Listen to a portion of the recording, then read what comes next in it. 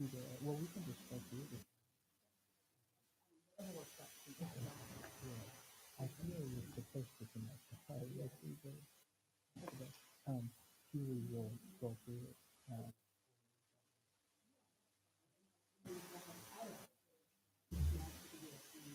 Well, it was a PDF. Oh, okay. Well, let's do it real quick. If you have,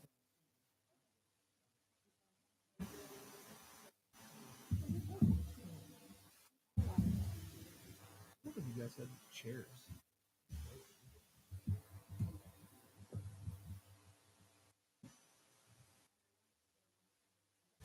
Really?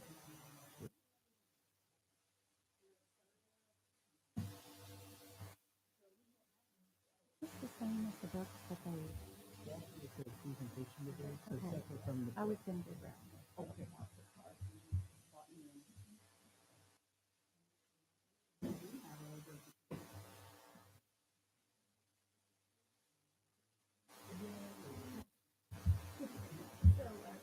Yeah.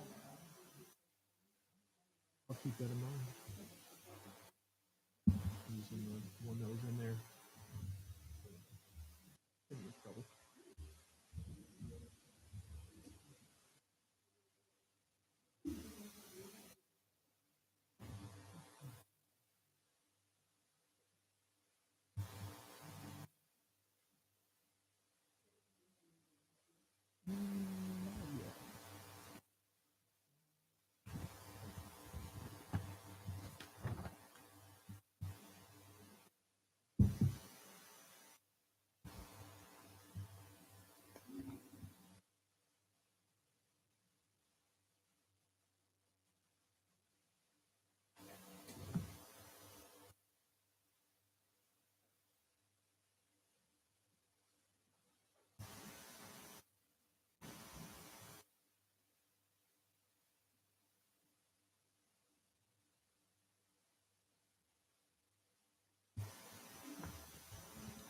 Just the interview schedule, and then Mr. Second will email.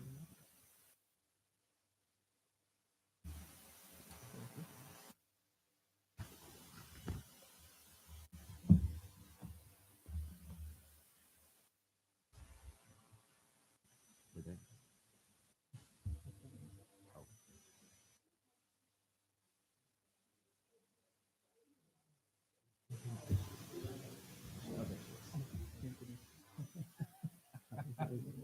You're like, oh man.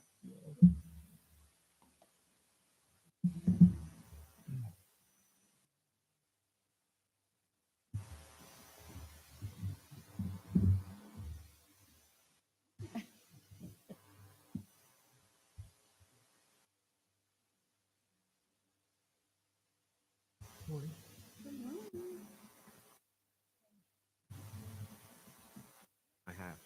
You have heard from her? Where am I setting? I think you're right here. Oh, I'm never gonna.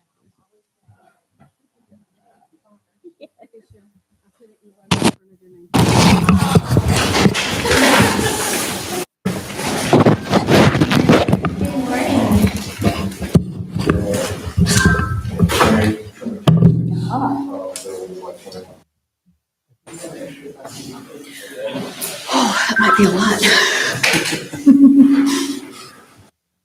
You're gonna have to modulate it down. I know. Stand far enough away. Like back here.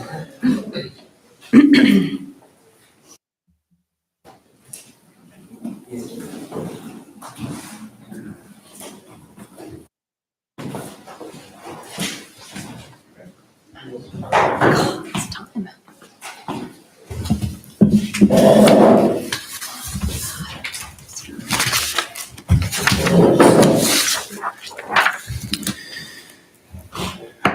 Okay, we will begin our special meeting today for City Council. So if we could, let's have a roll call. Counselor Warren is absent.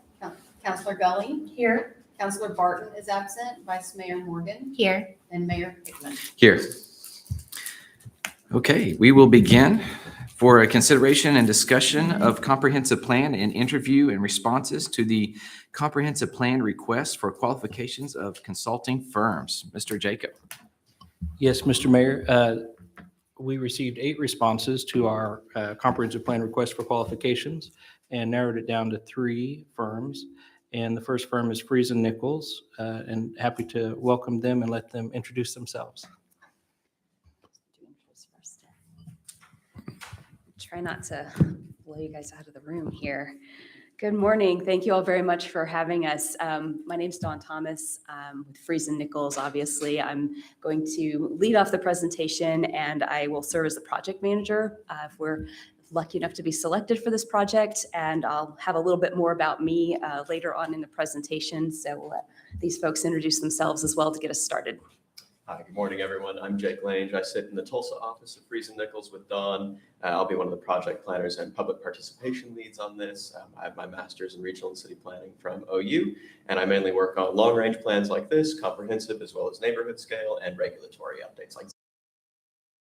Good morning, I'm James Sargent. I also sit in the Oklahoma City office for Friesen. I'm a landscape architect, work with our planning group quite often.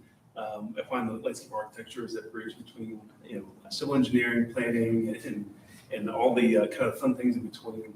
And I'll be helping with, looking at parks and facilities, amenities, and placement. All right. We did make copies of the presentation, so you guys can follow along if you wish, but we'll get things started here. This is the core team that we propose to engage for this project. Wendy Minot was going to be here with us today, but storms in DFW last night grounded her flight. So you'll hear from the 3 of us today. The other folks at the bottom of the screen are core support for our team. The stars indicate folks on our team that are coming out of our Oklahoma offices. So you'll have direct support from both Tulsa with Jake and myself, as well as our assistant project manager, Chad Bunger, and also from the Oklahoma City area where we have additional planners and engineering support. And James. Just a little bit to get you all familiar with Friesen Nichols. We are very driven as a company by our mission, our values, and our vision. And of course, those are shown here. Our mission to provide innovative approaches, practical results, and outstanding service. We value client service as a core component to our culture, and we feel like that's when we have happy clients, and of course our vision is to be the firm of choice for clients and employees, and that's important because we want our employees to be happy. When they're happy, they do good work, and that leads to clients getting good results. We also have a series of lead values that we act on and embody on the daily basis, so those are also shown there. Also more specific to the urban planning and design group within Friesen Nichols. Friesen Nichols is a firm of about 1,300 people total. We're based in Fort Worth, and we've been serving communities for 131 years. We serve almost exclusively municipal and government clients. We don't support and do work for private developers because we feel like we can be an extension of our clients in the municipal and county and government fields. And that's just a sweet spot that we feel like is a good place for us. It fits our culture. It fits the type of work that we do. Our urban planning and design group is 52 members strong. That's a really large planning group. 6 of us are here in Oklahoma, 3 in Tulsa and 3 in Oklahoma City. And over the course of our having planning and urban planning and design within the firm, we have worked on hundreds of comprehensive plans across Texas, which is home, but also across the entire southeastern part of the country. Being a multidisciplined firm is incredibly helpful. We have a deep bench of planners, obviously, but also we have resources in all the different disciplines of engineering, technical support as we move through a variety of different projects. And we're also proud to recognize that more than 85% of our work is for repeat clients. So we want to be that trusted advisor and continue to serve our clients for years to come. In the planning group particularly, we are pleased to recognize that for 16 consecutive years, we have provided award-winning work for our clients. We don't go into this work just with the aim of making an award-winning plan. But we are proud that what we've done has provided good service to our clients and also been recognized for excellence in the field. So a little bit more about me. Serving as project manager, my background is in municipal planning. I've been with Friesen Nichols for almost 7 years, but for about 24 before that, I was working in communities. So I provided service to boards and commissions, was a planning director, an assistant planning director, and a staff planner in different places in 3 different cities, 3 different states, and ended my tenure in the public sector as the planning director for the city of Tulsa, where I served for 7 years. My background is in geography and landscape architecture, so I have sort of a broad approach and a different entrance to the planning world than just strictly a planning degree. But over the course of my 30 years, I have done a lot of different types of projects. And really, at this point, I'm very focused on long-range planning as well as implementation. So developing those policies and regulatory structures that help communities to implement their comprehensive plans so they can recognize the vision that's developed through that process. So I showed the team earlier. This is just really to give you a little bit more understanding of how we've structured everybody and the types of specialty areas that we have support coming into the team to really focus on things like parks and urban design, implementation, utilities, and general project planning and engagement. We do have an assistant project manager assigned to this project. We think it's important to have 2 deep leadership so that if one of us is working on on a trip for another project or on a vacation or ill, you have somebody that can always be available to you and make sure that the project, someone who knows about where the project is, will always be accessible. So we're proud of the group we put together. We think this is the A team that can deliver you all a top-notch comprehensive plan. So we structured the rest of our presentation really around the questions that you provided in advance. So we wanted to make sure that we specifically responded to those, and throughout we'll answer the questions and hopefully give you a little bit more understanding about who we are and how we'll address your particular plan. Starting with how do we understand and gain a good understanding of the community and develop a vision for the comprehensive plan. So what that really entails is getting boots on the ground and spending time in the community, spending time with your citizens and your stakeholders, and listening. There's a lot of listening has to happen early stages of this type of project. We utilize a variety of different tools to do that. The example that you see here is from Siloam Springs, Arkansas. We used a lot of different tools to reach out to the community, and this was right on the heels of COVID. So there were online as well as in-person types of interaction. We developed kits that people could take, and they were self-guided meeting kits. They could sit with their high school class or their civic group, their church group. The Chamber of Commerce could take those meeting kits, understand and learn some about the process, and then provide feedback to us to inform us about what their goals and desires were. We also used things like short videos that our advisory committee actually helped to produce or to star in, I should say.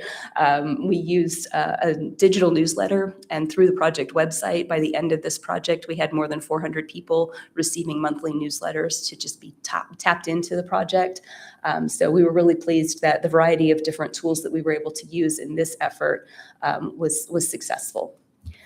You also asked about how do you create a comprehensive plan for a community that doesn't have a comprehensive plan. So you're not updating something, you're starting from the beginning, starting from scratch. We did that for the city of Lockhart, Texas, not terribly long ago. This is actually a 2024 plan.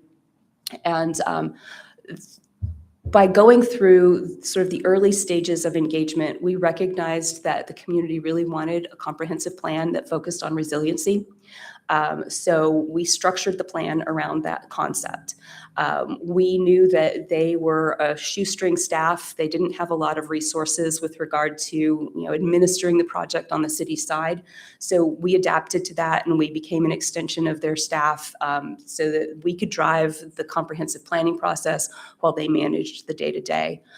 We also were really intentional about trying to figure out the path or the right type of tools to create change and allow for growth in a community that wasn't really wanting to change. They have really good DNA, they have a strong character, they want to retain what makes them special, but they also know that they need to grow. So that was a focus of that planning effort as well. So the other things that really key into that process of learning about the community, developing public engagement that's meaningful and that helps to drive the planning process, and effectively reaching everyone has to do with how you build that public engagement program. This is just an example or a graphic that shows, I think, a great understanding of how people from all different generations receive information and want to receive information differently.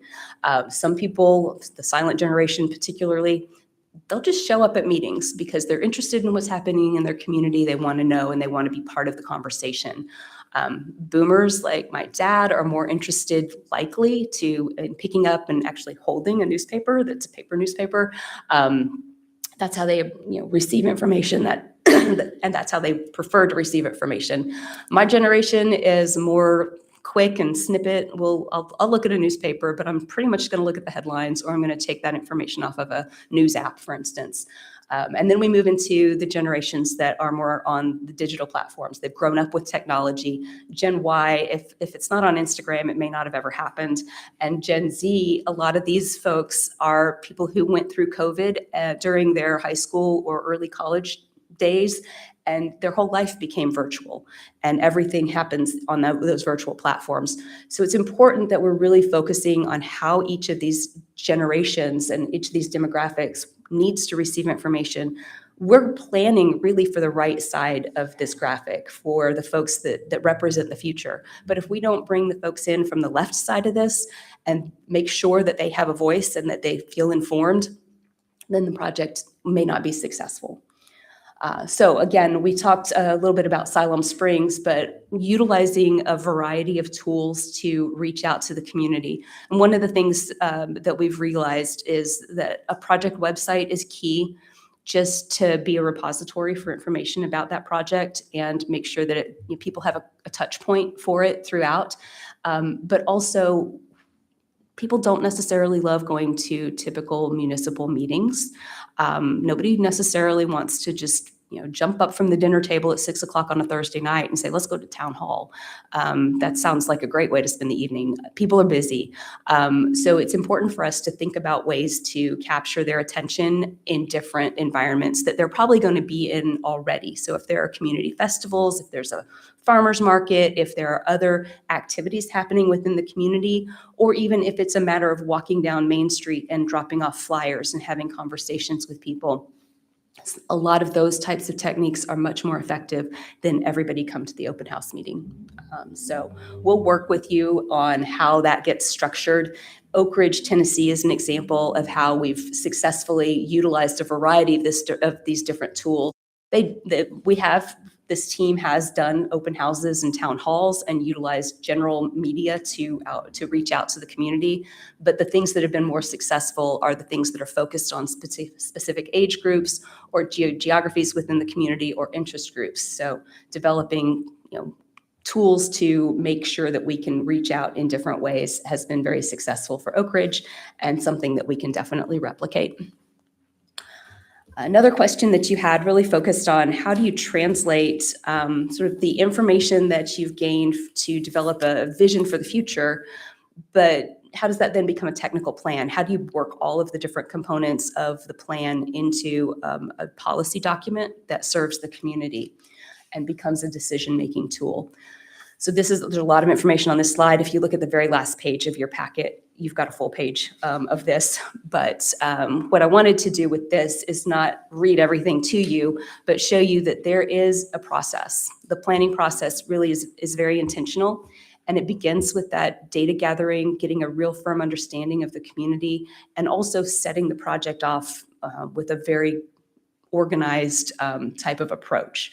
Once we've done that and we know what the big vision is, what the goals are, then we've got to also match that up with data. So demographic information will help us to understand existing conditions as well as trends.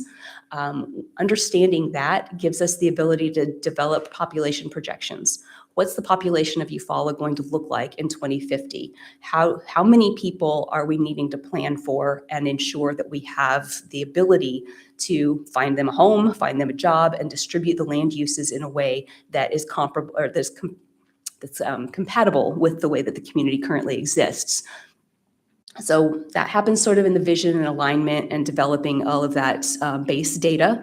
And once we know what that looks like, we'll be looking at creating land use categories, the different types of land uses people have told us that they desire. Maybe they're also existing on the ground. So land use categories are developed, and then that's applied to a future land use map.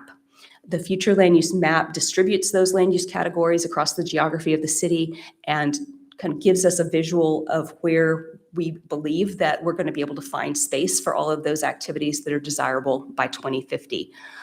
Once we know where all those things are intended to happen, we've got to make sure that there's adequate infrastructure and services and amenities to support those land uses. So that happens really in the technical phase when we're taking all of that information and evaluating what you currently have and determining what's needed. So that becomes all of the different chapters of the plan. So we talk about land use and transportation and utilities and infrastructure. That's where all of those pieces start to come together. Place where it actually takes root is developing specific recommendations and turning that into an implementation strategy. Plans, great, plans are fun and interesting to review, but you all need something that's actionable. You need something that gives you a way to start checking items off a list to say that we're preparing for the future that we anticipate that's identified through this planning process. So moving into what happens next is really focusing on implementation, how you make sure that that plan isn't just a lovely, slick document that sits on a shelf. So we pride ourselves in developing implementation-focused plans. We don't want communities just to have plans that are pretty documents. If it doesn't get implemented, then it's not necessarily an effective effort. And there are a whole lot of other reasons to make sure that your implementation is successful. We structure an implementation matrix within the chapter or implementation strategy for the plan document itself. All of the goals within the implementation matrix tie back to the big ideas that are identified in the plan. It's important to show the connection between the tasks that you think you need to accomplish and the big ideas that the community has told you are important within the planning process. So we'll look at things like the goals, the guiding principles, connect those to your implementation strategies, and then even talk to general timelines and costs that might associate with those various goals. It's also important to identify a champion for each of them, who in the city or through partner agencies is going to sort of own that and be responsible for seeing it through. So one component of implementation really has to go to understanding the economics of placemaking and the economics of comprehensive planning. You need to understand what the market is so that you, as you're planning, are realistic in what you feel like can happen within the community over the coming decades. And understanding what the city's capacity is to see those come to fruition, whether or not those actions align with the community's culture and aspirations for the future, and then finding ways to, I say initially, find those quick wins, find the low-hanging fruit, the easier to implement activities. Maybe there are things that the city's already initiated or has sort of on the table to move forward that relate to a plan, because you want all of the actions that you take to be able to point back to your comprehensive plan that is the voice of the community. So that you can show the community that you're making progress, that you are listening to what they had to say. This also goes sort of to the return on investment of your planning process and how you want to distribute your resources. Everybody wants high services, low density, and low taxes. I mean, isn't that utopia? Like, we live in this community where it's easy. It is generally not possible to have more than two of these things at the same time. So you need to determine what the community values, there's no right answer to which of these things become priorities. It's about what the city of Eufaula wants. And so then it's about balancing the resources that you have to determine how to accomplish those things sort of along this spectrum. It might be that if your community is just absolutely adamant about lower taxes but expects high services, then finding more people to put on those utility lines so that you have more ratepayers to distribute their costs amongst is going to be an important thing to consider. All right, so you talked also in your questions about how will you keep a project on time and on budget. We're anticipating an 18-month project. We do a lot of work in the setup process to ensure that we can accomplish the tasks of the project within the established timeline. We have weekly team meetings internally. We will establish bi-weekly meetings with your team to make sure that nothing is kind of left on the table for more than a week and a half or so without being addressed. We have a lot of project management tools within our company sort of structure, the toolkit that we have for being project managers, things like monthly project management reports that you'll get that basically identify what we've done in the past month, what's on the horizon, and what information we need to collaborate on to move the project forward. So keeping all of those things, all of those plates spinning is really about how we make sure that through project management, we accomplish what you need with regard to the project deliverables. You also asked about what happens when there are challenges within the planning process. How do you address those challenges? So I've got an example here from work that we've recently completed with the city of Ada. And a couple of challenges popped up through the process. The typical neighborhood opposition, we anticipate that, we prepare for that, we train for that. We know that it's likely to happen, and oftentimes it happens because of either misunderstanding or lack of education. So there's an education component to everything that happens in the planning process. Unfortunately, in this case, we also had a lot of turnover within the city. We had 3 different city managers within 18 months, and staff turned over to some degree. So we had to roll with that, and we basically had to create some touch points for briefing new employees and new council members. We also had some electoral changes to make sure that they were all up to speed. We didn't want to leave anybody behind. That actually led to better relationships within the city structure and the administration. We were able to really get some champions pulled into the project, and it helped at the end of the day. When it came to the neighborhood opposition, what we really learned is that listening is key, and you have to be prepared to pivot. I will always say that planners are really good problem solvers, and we can pivot in a moment if necessary. In this case, it meant turning a workshop into a listening session and allowing for some additional time to work with that neighborhood, and then ultimately get the plan adopted unanimously. All right. Thanks, Don. So we wanted to take a moment to describe how we intend to bring innovative approaches to our development of this comprehensive plan and ensure that the document we leave you with is something that is responsive and is agile and adaptive to the long-term development needs of the community. So we have a broad repertoire of tools we might use for that, but we think our approach is well exemplified through a couple of products from the suite of Esri ArcGIS tools. At the beginning of the project, we might use something like ArcGIS Business Analyst to very rapidly collect a lot of the demographic and economic data that we need to perform our analyses. This tool is great for performing those analyses itself as well. And it's a great way to overcome some of the data limitations that sometimes arise by going directly to the census or to local sources. So all of that leaves us with a lot of information up front that we can use to extrapolate ongoing trends in the community, and then also make projections about the future that are critical to our ability to provide good, high-quality recommendations for what to do in the future. It can also produce these kinds of slick, legible infographics that we can incorporate into both the comp plan itself and other materials we may wish to present to the community.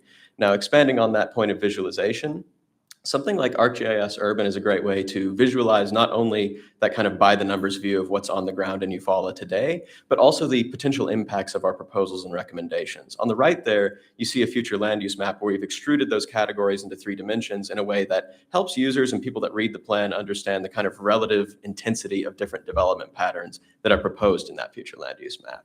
On the left, you're seeing something in the context of a regulatory update where we're able to use these tools to go in there and play around with things like setback distances and building heights and whether you have accessory buildings allowed. So ultimately, you can use this tool to help people understand as the plan gets implemented over the next years and decades, what's that going to look like on the ground at street level? So all of that, though, all those visualizations and analyses exist within the context of the plan as a story about the future of Eufaula. And we think that one great way to bring that story to the community, both throughout the project and at the end once it's complete, is a tool like ArcGIS Story Maps. This is a wonderful way to consolidate all of the plan's information, its analyses and recommendations, all those high-quality visuals into one accessible online format that's quite digestible and that is hopefully visually compelling to scroll through so that citizens in the community can, as we go through this project and once it's complete, understand what those insights are and understand what that vision for Eufaula in the next years and decades looks like. And we know that that story of the future is not complete without a discussion of resilience.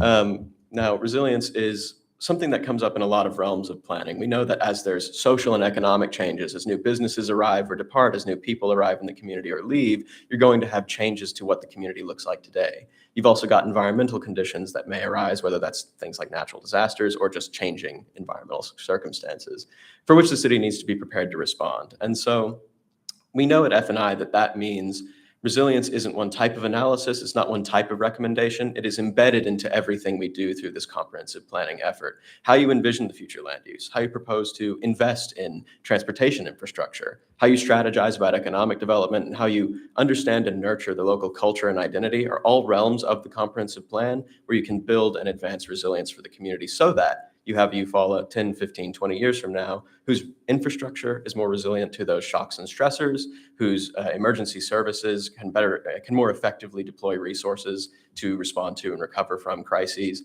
and whose community has a cohesive social fabric that brings them together, both in those times of acute need and more persistently to continuously envision a brighter and brighter future for the community.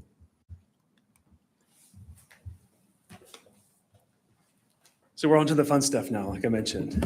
This is where my passion lays, is in placemaking, parks, open space. And in addition to all of that I would be supporting the team and the project on, we did want to speak specifically to placemaking in some of the places within your community that could see benefit from that. Among the plans that we've done, other comprehensive plans, but we also focus on downtown master planning, and a lot of even the comp plans we do have a placemaking element to it. I think one of the more exciting things about the placemaking projects we've done is the immediate implementation of that. Almost at some of our adoption meetings, council has already put on the agenda for ways to fund and implement things that have been recommended throughout the process.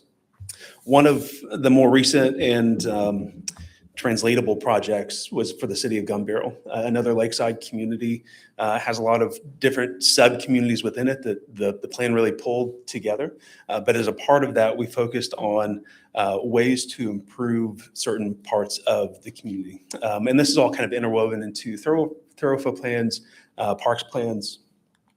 But one specific output of this was through the thoroughfare plan and a specific property that was very prominent for this community that would really help kind of elevate the community, the overall perception as you enter the community in a place that didn't really exist there today.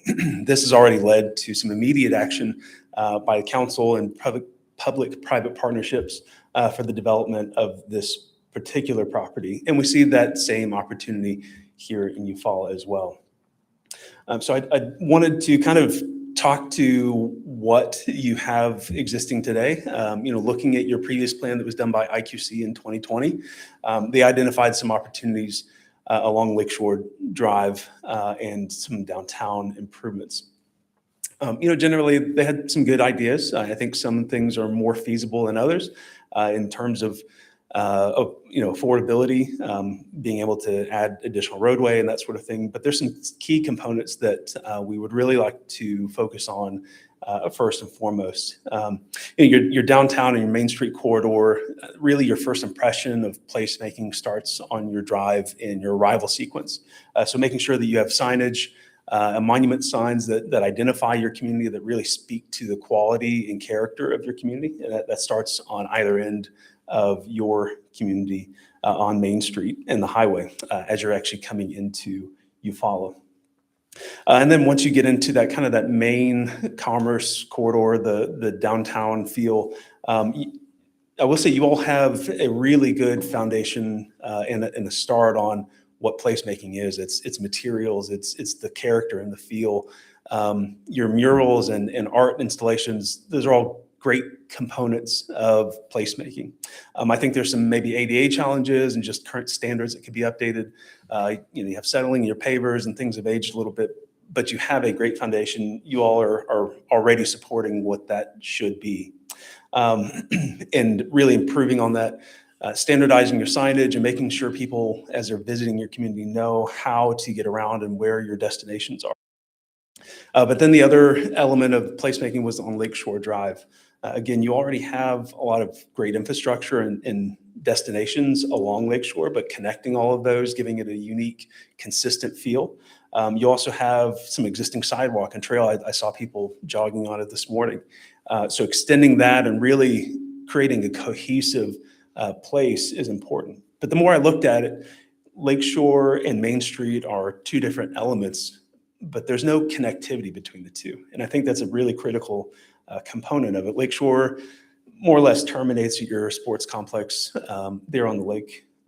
But along McKinley Avenue and Foley, actually providing a more direct connection to your downtown that would allow people to grab coffee and walk down to the lake to experience that, or vice versa, come up from the RV parks and in the apartments, condos up into downtown and experience that. So you really have a walkable community at that point. And so I think, you really have a lot of opportunities between the two, but certainly connecting those. And as we would integrate the placemaking focus of what we're doing, we really would want to integrate that into all of the other public engagement that we have so that people aren't overwhelmed by the amount of surveys and responses that we'd be asking for them.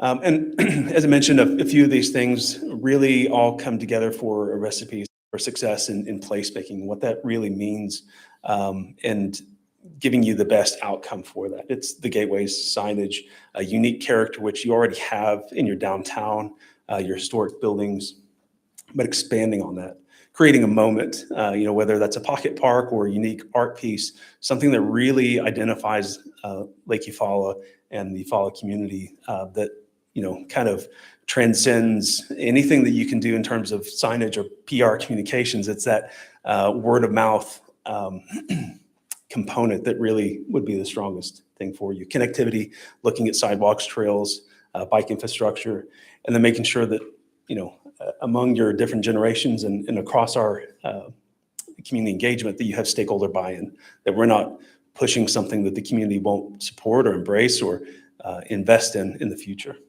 With that, I'll turn it back over to Dawn.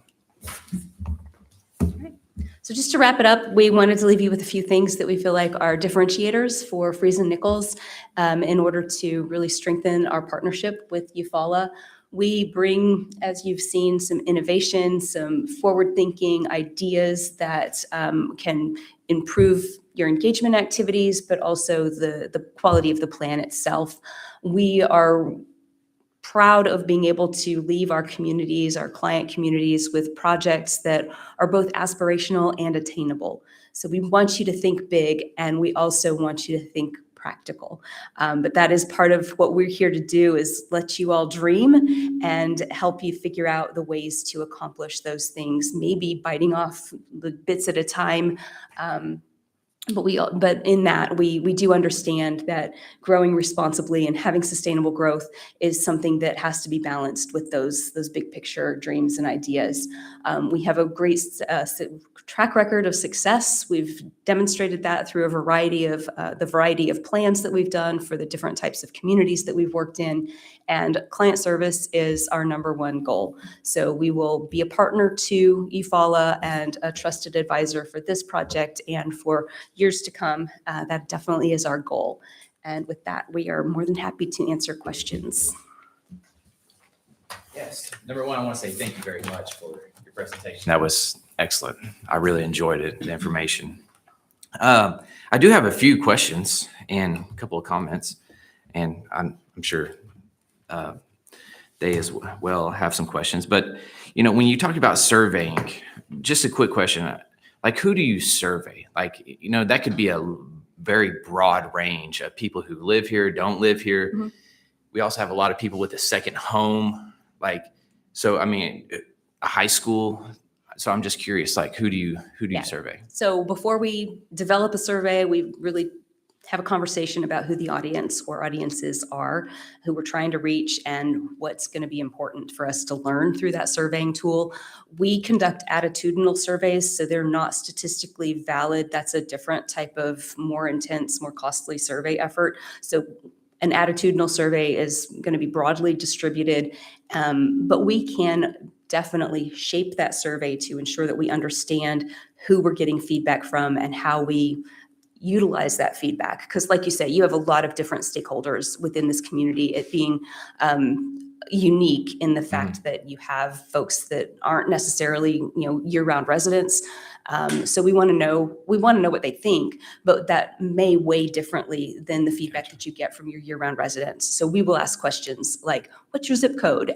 Do you have a second home here? Is this your permanent residence? Those types of things as we, develop the survey and make sure that it meets your needs for how we collect and, sort of filter through that information. And one of the things you kind of touched on there, it's also like, do you do business here as well? Because we do have a lot of districts around Eufaula that do business here. And so I think you've touched on that a little bit I noticed on page 15. Sorry, I forgot your name.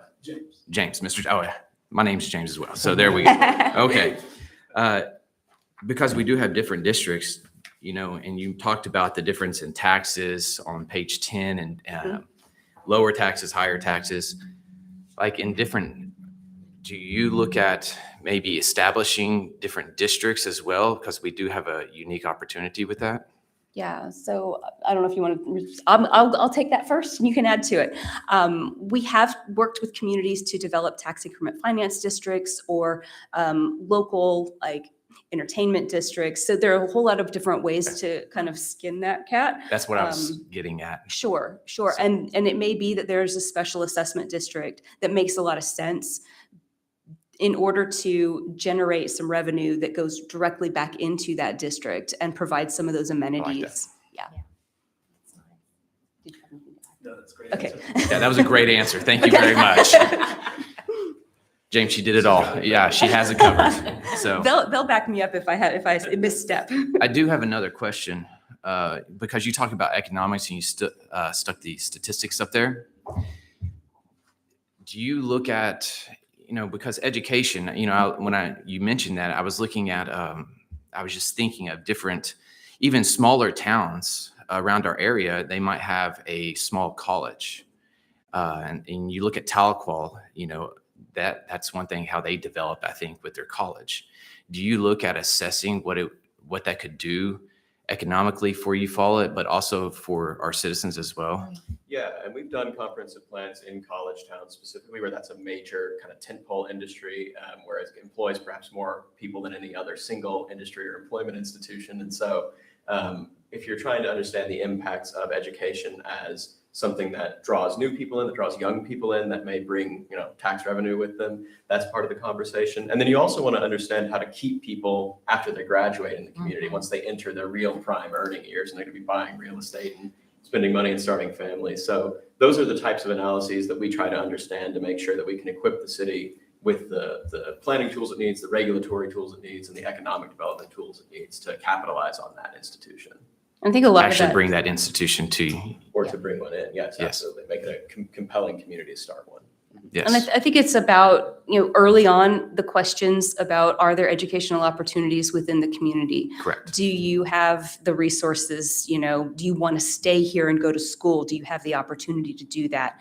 And if we see, a desire within the community to really focus on that, then where would that be located? What are the impacts of that? What resources does the city need to continue or to invest in making that a reality and sort of map out sort of a plan of attack for that? Because, when I growing up here all my life, I mean, I know all of us have as well. You know, you talk to a lot of people, you know, they have to leave Eufaula. Mhm. And so we have to have a turnover in population, so to speak. Yeah. And so. you It's know, hard to pull people back. It's hard to pull people back Right.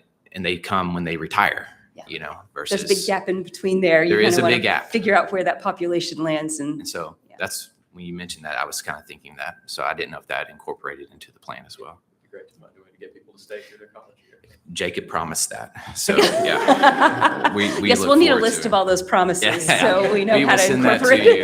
it. So, and then my last one, you know, have you worked with lake districts? And you actually answered that on page 15. So, you know, Gun that- Barrel's one example. We've got a few others, but we picked Gun Barrel. It's in Texas, but we chose it because Gun Barrel's unique in Texas because they do not utilize property tax for operations, and we don't have that opportunity in Oklahoma. So for Gun Barrel City, it was necessary when we were considering like their commercial areas and how to structure their land uses. We really needed to find ways to promote tourism, promote cash registers, so that sales tax revenue was something that they could, see an increase in over the years. And of course, that feed back into the overall city proffers. What was the population of Gun Barrel?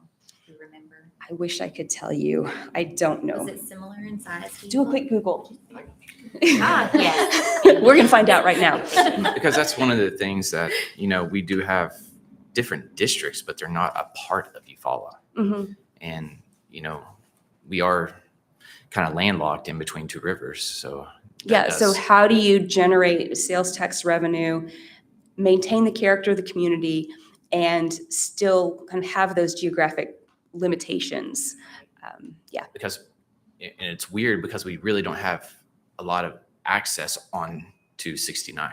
Right. So besides like a small portion of land. there's not a lot of visibility. Correct. Right.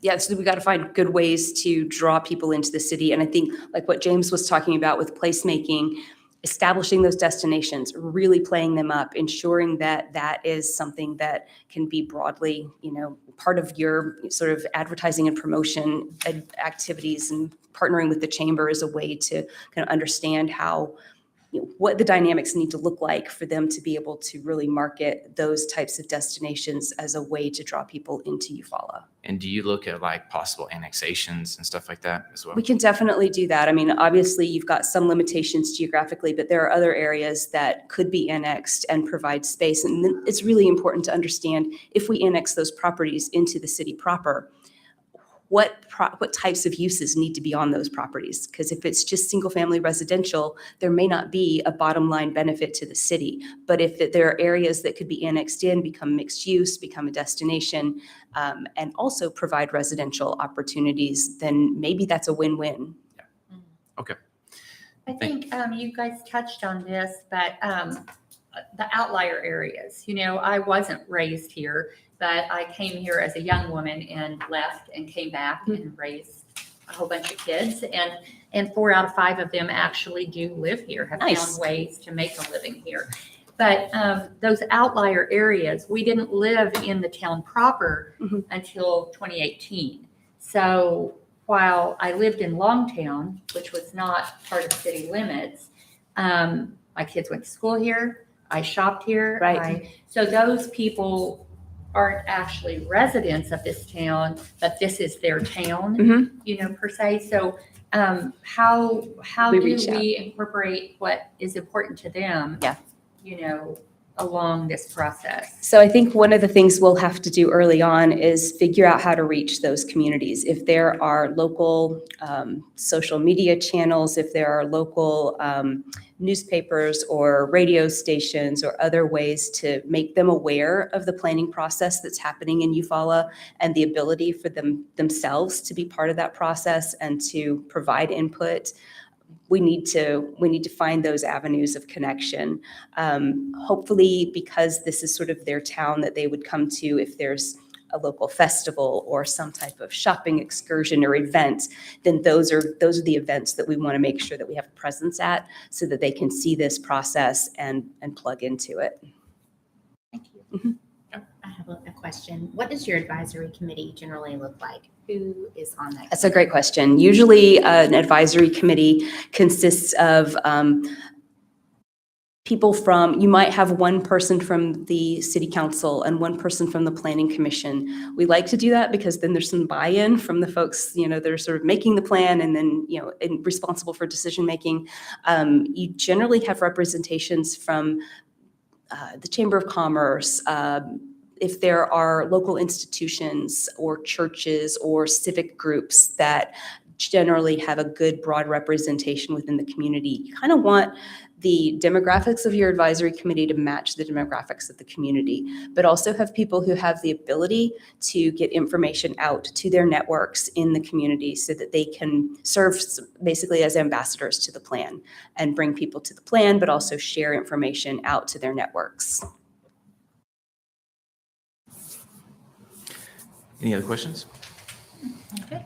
Thank you Super. so much. We appreciate it. Oh, we thank you very much. We Yes. look forward to Yes. possibly working with you all. Yes. Thank you very much.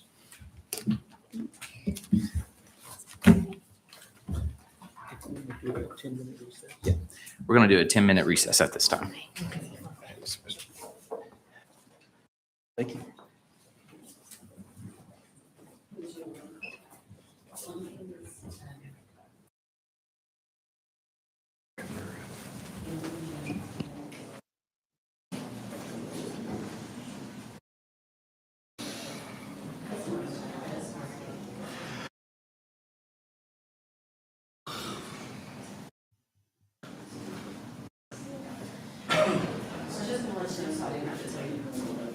That's okay, it's okay. I should actually open it so people see there's donuts. Because we're gonna have to have something to keep us.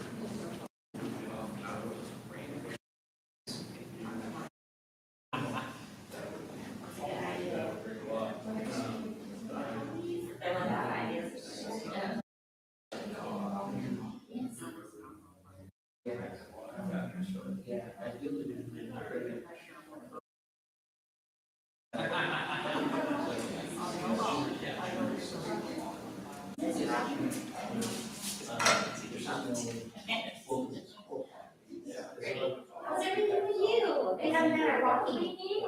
I know, I just been so, I had to throw my schedule off, so when I walk, it's like 5 minutes. Yeah. Yeah, I took a walk yesterday, but it was around the big block and straight back. I was babysitting next dog and, yeah, I don't know if it. a little bit of dog walk and then some steps in and helping Serena with this. Oh, yeah, you guys getting along. Yeah. Good, yeah, we've got 22 or 23 views so far. Aaron Burgess is like. And I did offer Ignite a free boost. What did she say? She said yes. Oh, yeah. Because that has been her, she said I'm guessing. It just seems financial to me, and so I just said, hey, because I learned it's not supposed to be processes, under motivation is, what I'm saying? I mean, I got it, and now it's, I mean, they just act like we're all under, that's correct, and I just, it's in this age, and I think you will look back on me saying, it's annoying to have everybody think you ought to be retired, like, because I never thought about this stage in my life where people would make me feel like I was free from somebody else's care. Did they ask you? All the time. Since I'm not It is, I think there's. I'm not about coloring it in, but I'm too lazy to have to do it. It's very obvious. Yeah. It's so expensive, it's time consuming, and I am not proud of my career. This is what I've been doing, so. I just annoyed by the fact that, I don't remember. I don't think they have so much for men, which is really, like, in the limit, yeah. too many options to retire. You know, they don't- They're crazy, they don't hear that, right?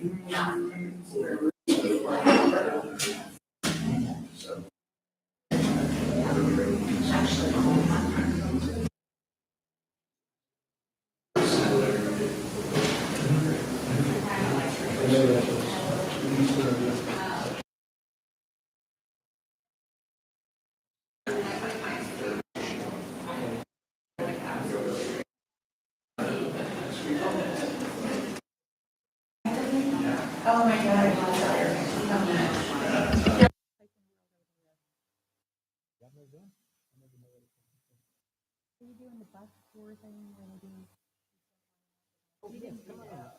I'm not sure. I'm just along for the ride. So.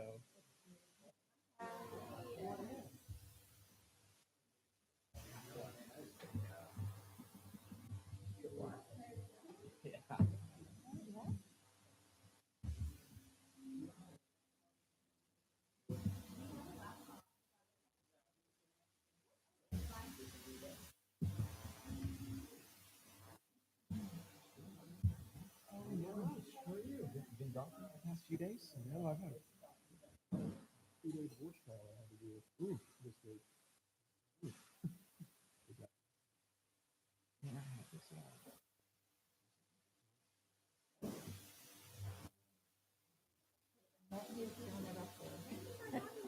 Anyway, I guess the.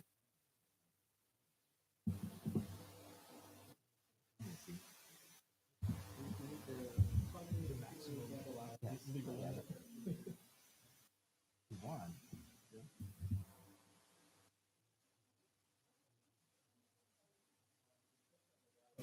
That was the total. Oh, really? So I have to pay him. I go to his name because he tried to go to the court on giving up the funds because it wasn't enough for all the medical expenses. I had to just do it and walk away. It was crazy. And he just got his paycheck and didn't do anything. Hey, I have some. I am in the wrong business. Who's that? Well, I forgot the attorney's name. No, I know that always makes me jealous. It's Company is good.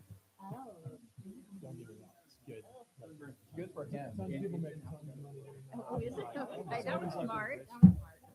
But yeah, but I mean, yeah, no, if you get a good claim in,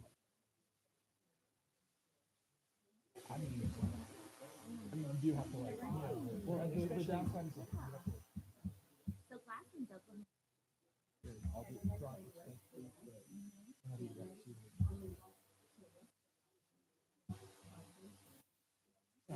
yeah, we don't really do some of that work, but every once in a while, like one will.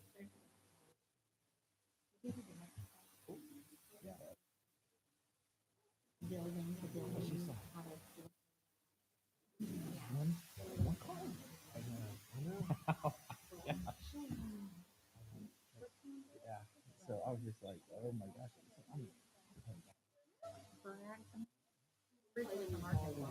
research my thing. You have to sit there and look for hours. Just so we can save one family. You know?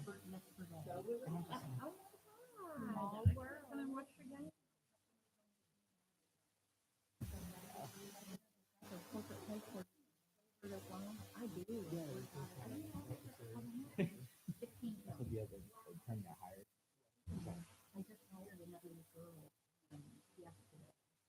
He's like, James, I'm not even gonna charge you on this research. He's only going to different aspect of law. Just after that case. You know, I wouldn't know. I just worked really hard just for that one client. So. Oh, doing good. Doing good. Lori? James Pickens. Nice to meet you. Yes. James Pickens. Bob, nice to meet you.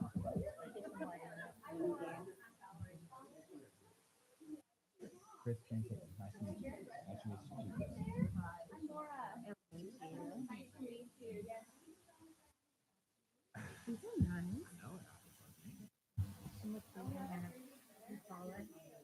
How nice.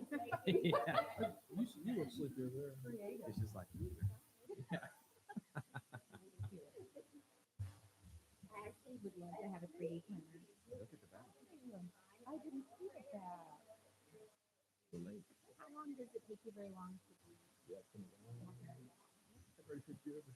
Yep. I went to bed before 8:30 and we lost one at 9:30. My daughter's played volleyball Monday night, cheer Tuesday night, Wednesday night was cheer in church, and then last night was volleyball. Full work. So school's back in full swing. We're almost ready. I think Mr. Jake, we're waiting on him. And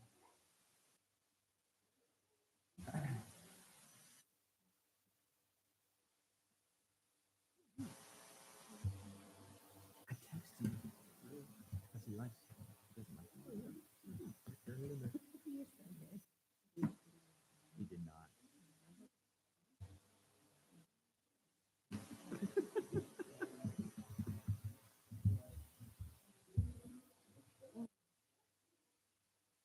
I'm so tired right now. I didn't. I work out at noon. Yeah. We got a little group that we work out. You know. You know, my job. Yes. That's what you said you can't hang with y'all. You can't sit there. Which isn't bad. I mean, we do old man workouts sometimes. I'm surprised you're not So you know what's funny? because I'm 24 and 14. I have everything in my house, and you know, it's in My town, oldest is so at we Ranger have to Summer. drive out there. And then, You know, his gym. I mean, it's not a flex. I mean, it's like there's no eating or cooling. I mean, so he. I mean, he has a big fan, And then my so he son, comes and works he's out just, at a place I think where he has AC. he's not doing it at my house, so.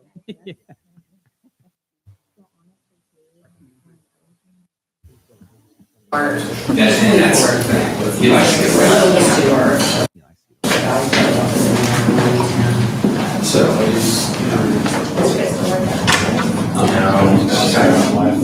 No, she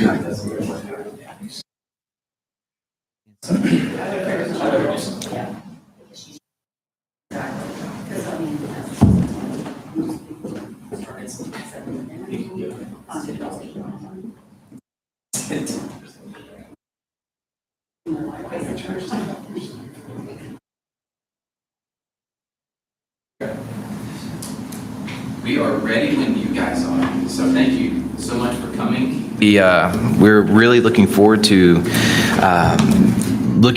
comprehensive planning, and so we're very excited that everyone's here today. So Awesome. Well, thank y'all so much for having us. It's such a joy and pleasure to be here. We can see already just from doing research that y'all have already put so much time and care into the comprehensive plan.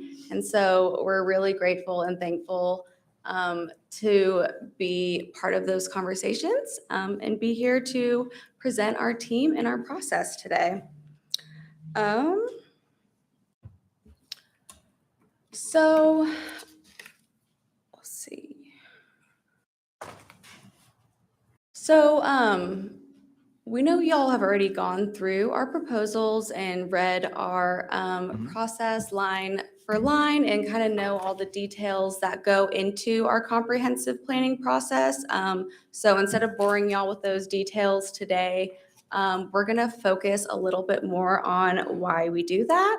and tell some stories, share some of our experiences, and paint a picture for what a comprehensive planning process could feel like in Eufaula. It's really important that at the end of the day, everybody can, it's our goal, and we say this all the time, it's a little bit cheesy. It's, at the end of the day, every resident should be able to hold a mirror up to the comprehensive plan and see themselves reflected in it. So that's what we want to talk to y'all about today and kind of how we make that possible. We recently worked on the Cushing Comprehensive Plan. And in the comprehensive plan, we like to include direct quotes from residents, whether we've received those during our surveys on our engagement platform or during our open house events. And we include like just little snippets in the comprehensive plan. And after the plan was adopted, a resident reached out to me and basically said, like, I was going through reviewing and I never thought that I would see myself represented in a comprehensive plan like this. And that really stuck with us. And at the end of the day, that's why we do this, because this plan is for yourself and your neighbors and your community. And that's what that is our goal for Eufaula. Okay, so in our presentation today,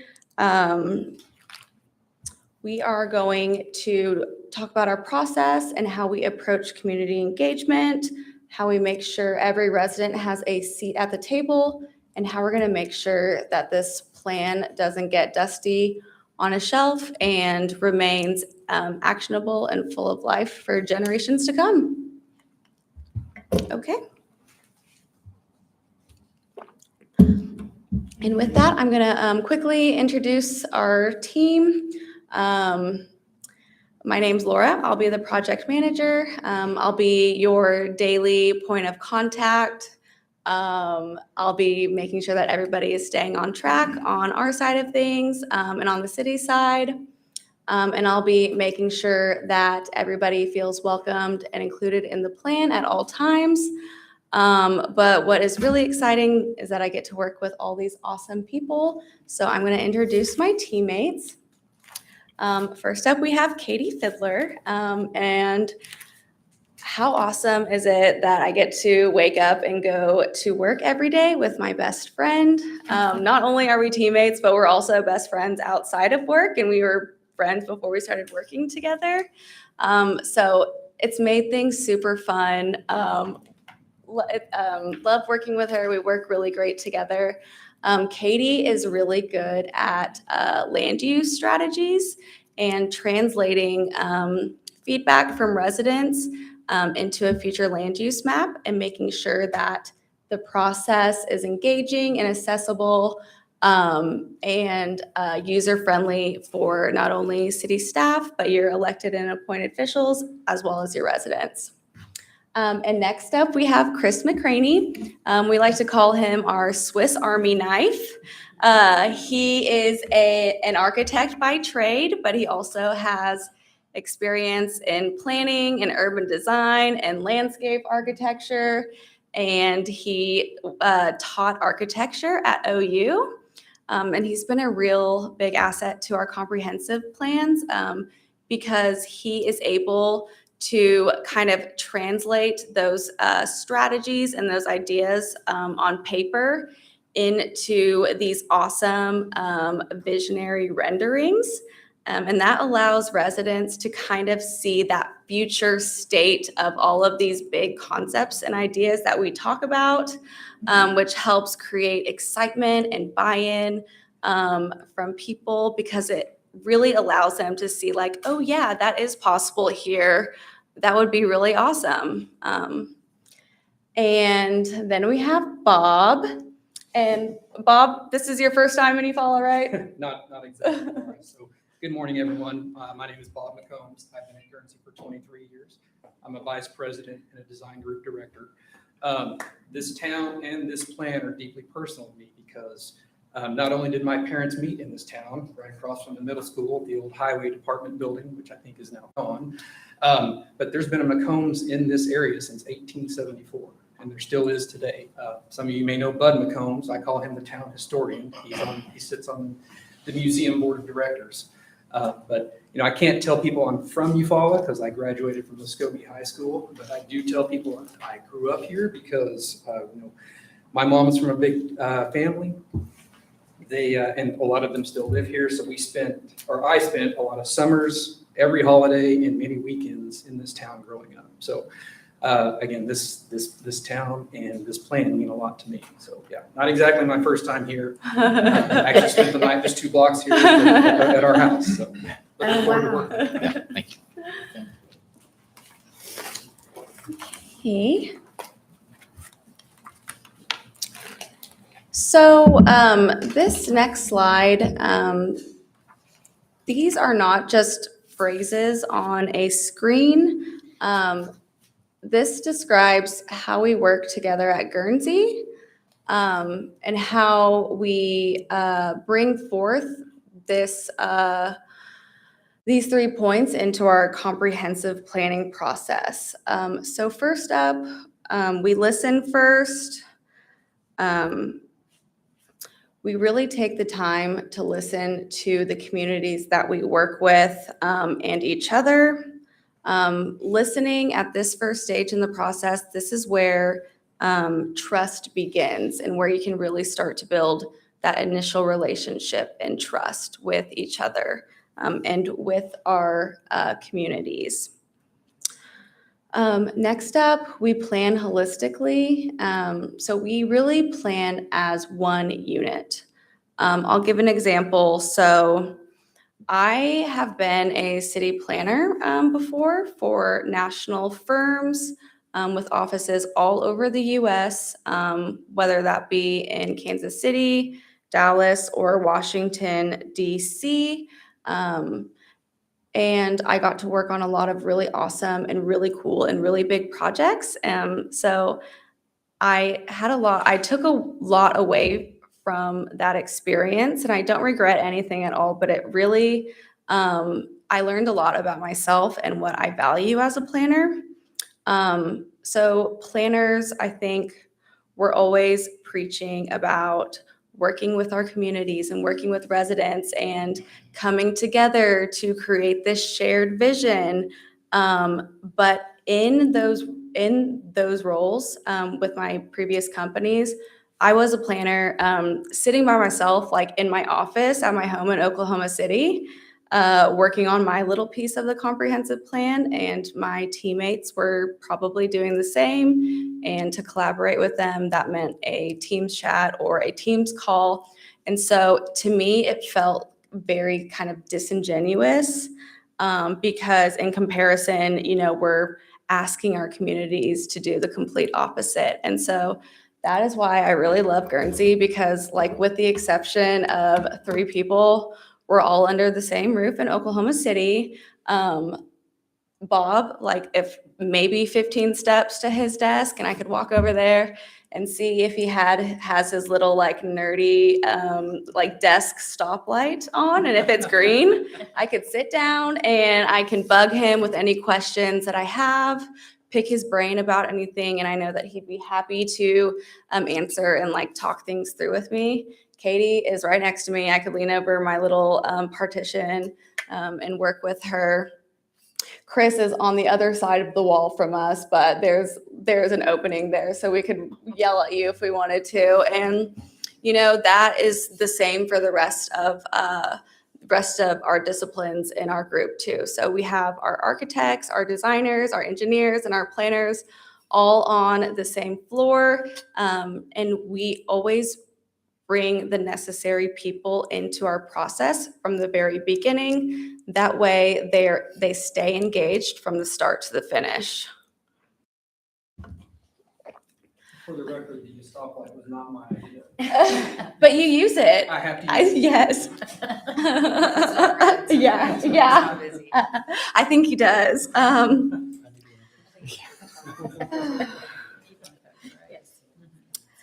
Okay, and then we deliver boldly. So we're not just going give you a vision, that is some pie in the sky vision for your future, but we want it to be inspirational, but we also want it to be grounded in reality and actionable for your community and really built to move forward with Eufaula as it grows.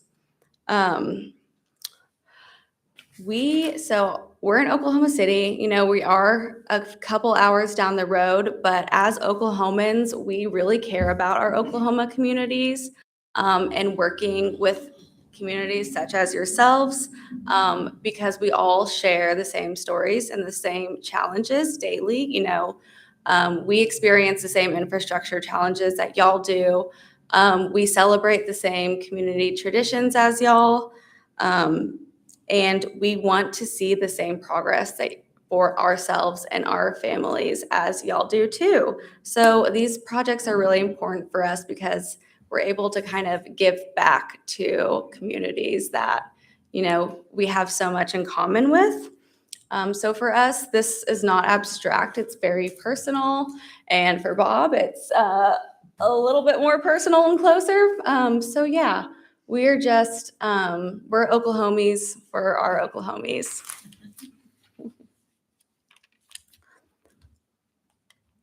And so those 3 phases is not only how we're going to work together at Guernsey, but how we will also structure our planning process. So Mayor Hickman, I think you said it yourself, this comprehensive plan provides an opportunity for Eufaula residents to really think big. And that's what our phasing is designed to do. It's designed to let people think big, but also kind of stay grounded in those local voices and those local experiences with some practical, actionable steps. So we'll first start by listening and ignite and identify to build that trust with you all, build that trust with your stakeholders and your residents and your business owners. And then we will work together to collect data and paint a clear picture for Eufaula today. And then we will think big together and inspire and innovate. That's where we'll bring those residents, business owners, and leaders to the table to review that data and test future options, future land use scenario options. And 5 and 6, that's where we're going to deliver those bold ideas. We'll work in a way, we'll create these strategies and policies that work in a way that produces those big results, but provide value and guide the work that you all will do in the future for your community. And we'll do this together with you all and work hand in hand, step by step from vision to action to make that come to life. And with that, I am going to pass it off to Katie, and she's going to kind of walk you through our 6 phases and provide some stories and successes from our past projects. Thank you. All right. Okay, so we have learned that every great plan really starts with listening and learning about the community. You guys are the experts on your own town. We are the technical experts, but we don't know what we don't know. So we rely on you all to tell us, and it's our job to listen, which is why the city tour that we do in phase 1 is so important. In Noble, that looked like us renting a yellow school bus from the local school system that actually ended up not having air conditioning that day. It was a little sweaty. But we were able to go around with city staff, steering committee members, and the Guernsey team.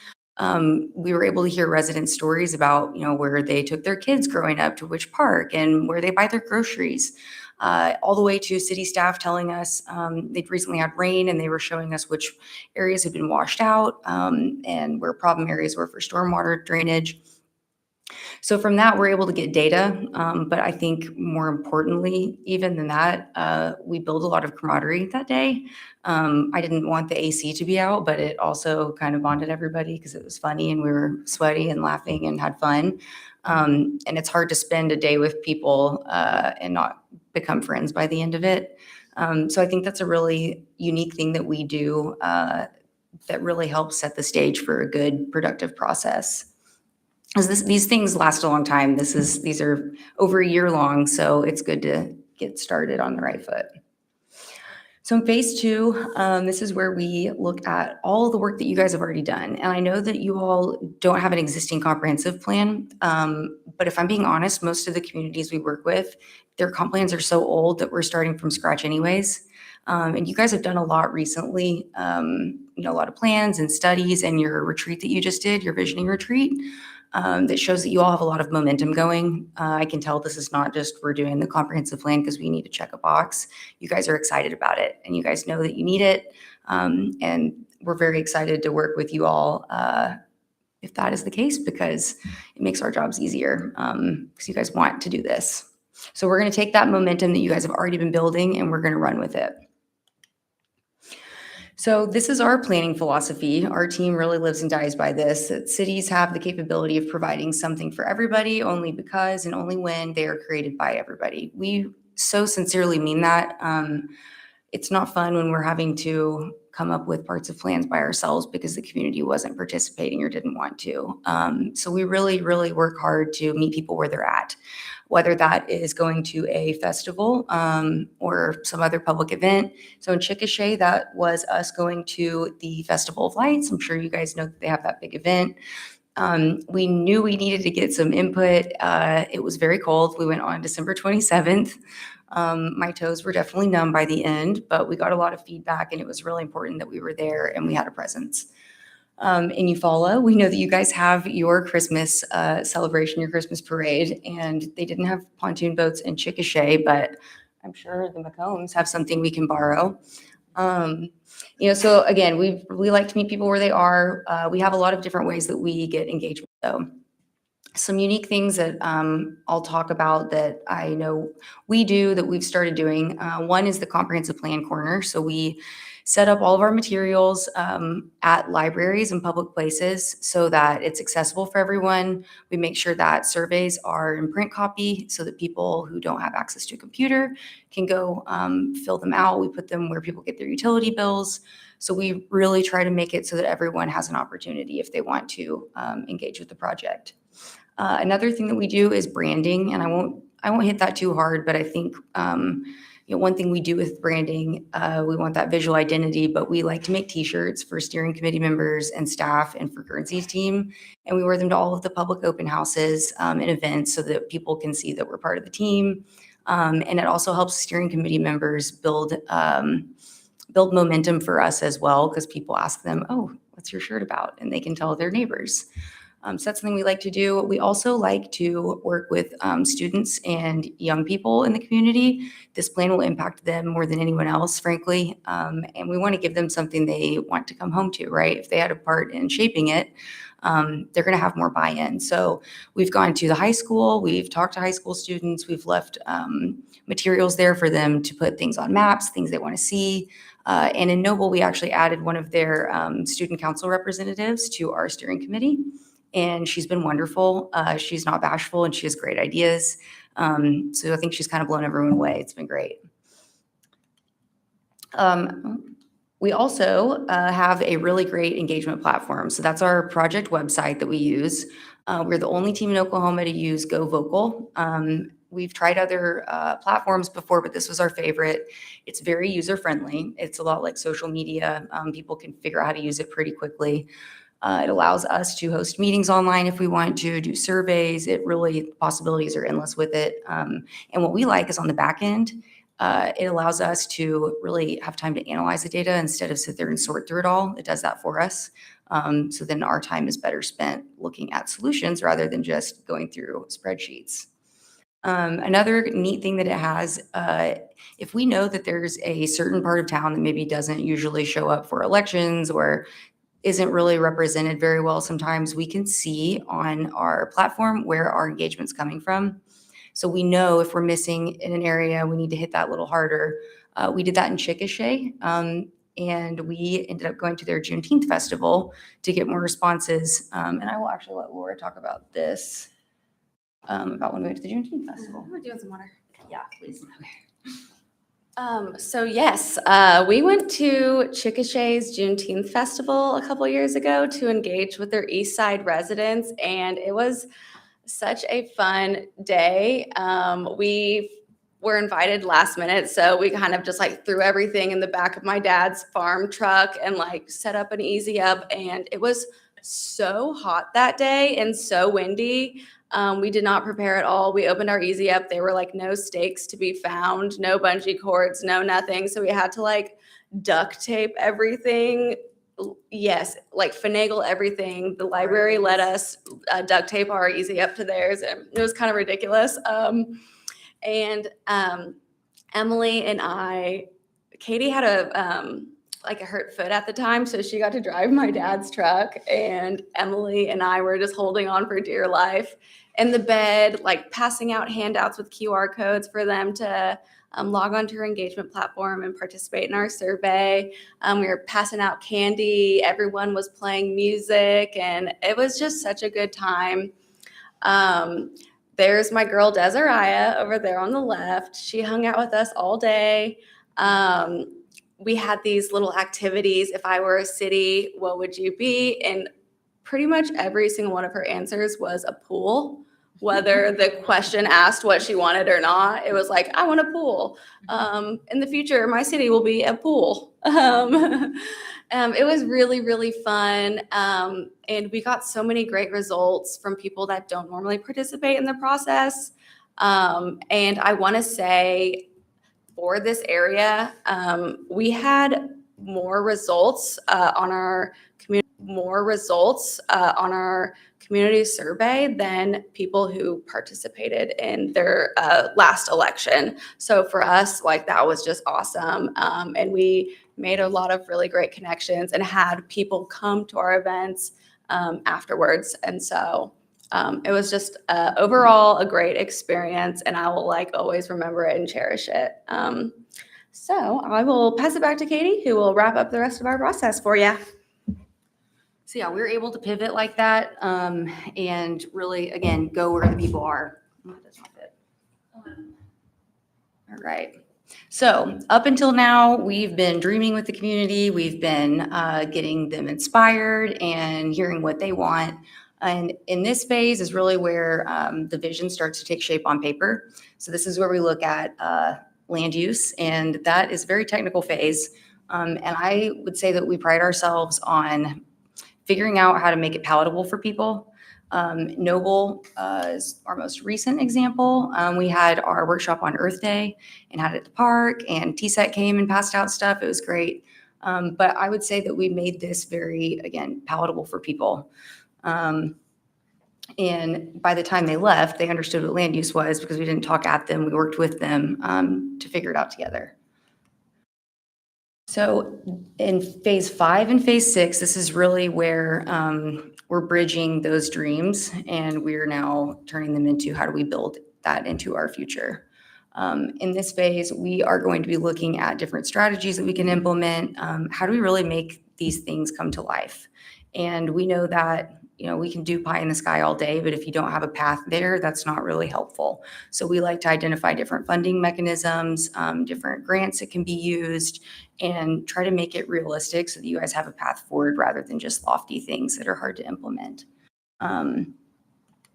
We also like to include all of our architects, engineers, designers, as Laura said from the beginning.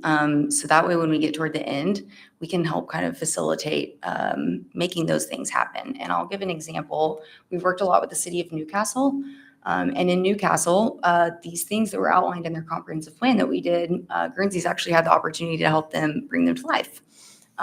Some of these were done through grants, others through, bonds and different mechanisms, but they have done so much in such a short amount of time. We helped them with their new animal shelter on the top left, with their new fire station on the top right, their splash pad on the bottom left, and then they also have new multi-use sports fields, as you can see on the bottom right. So again, all of this came out of their comprehensive planning process, and it just goes to show that, if you put the right things in place and you tailor it to the community, that's another big piece. You look at what public-private partnerships are available in this community, not just a blanket statement. We really work hard to do that so that you can have a better quality of life for everybody and enjoy these types of things. So with that, actually, I will pass it to Bob. Yes. Yeah, so just to wrap up, so one of the strengths we feel that we bring to Eufaula is our overall expertise. So we're not just planners, we are architects, we are engineers, so, we call ourselves a full service firm. So we have structural, civil, mechanical, electrical, every expertise you need to develop construction documents that you can take to a contractor and actually build something. So that, go back here. The Newcastle was a perfect example of that. So they identified many projects. They were able to get a handful funded, and then we had the opportunity to design those for the city. So we just kept that momentum going, kept it all in-house because we had that institutional knowledge of why they needed those, and we were able to incorporate that knowledge into that design. So a huge success story there.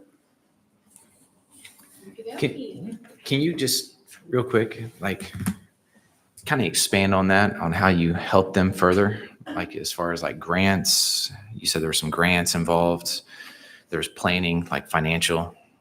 So can you just expand on that a little bit? So we helped them identify different grants. They actually had a woman on staff that she was pretty plugged in, and she worked on their grants. We've also done for other communities renderings to help them get the grants. And that's just something, I'll be honest, I've worked on a Sunday just on my own time on that for a community to get a TSET grant that they ended up getting. They got a disc golf course. But again, that's kind of where our hearts are big, and we love Oklahoma communities. And that's the kind of stuff we'll do to make these projects happen if that's what you guys need. Yeah, I was just a little confused on exactly your implementation with how you actually implemented that in. So if you could just expand, on their plan. Yes, in our implementation plan, we work really hard. We put in timeframes for long and short-term goals. Okay. And again, these things come out of public engagement, city staff needs. They needed a new animal shelter pretty desperately. So that was in our strategies. That was in our plan. And a lot of times too, we can put in plans for, transportation specialty plans, and that can help communities get grant funding for that.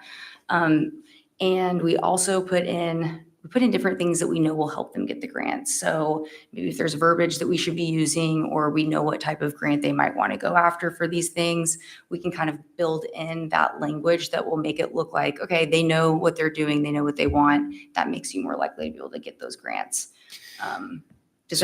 Yeah. So I'm just looking at your process, I guess. So you go out, you get the information. Yep.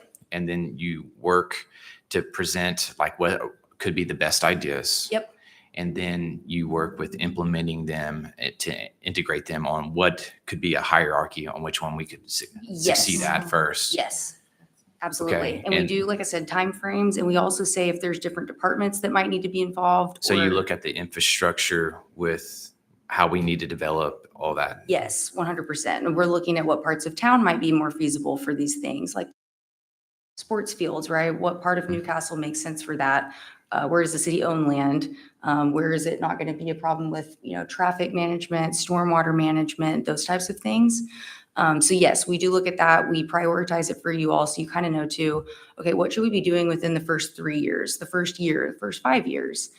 Who all would we need to incorporate in that? What city departments? So also if you guys have turnover, the next person comes in and they know what's on their checklist and what they kind of need to accomplish.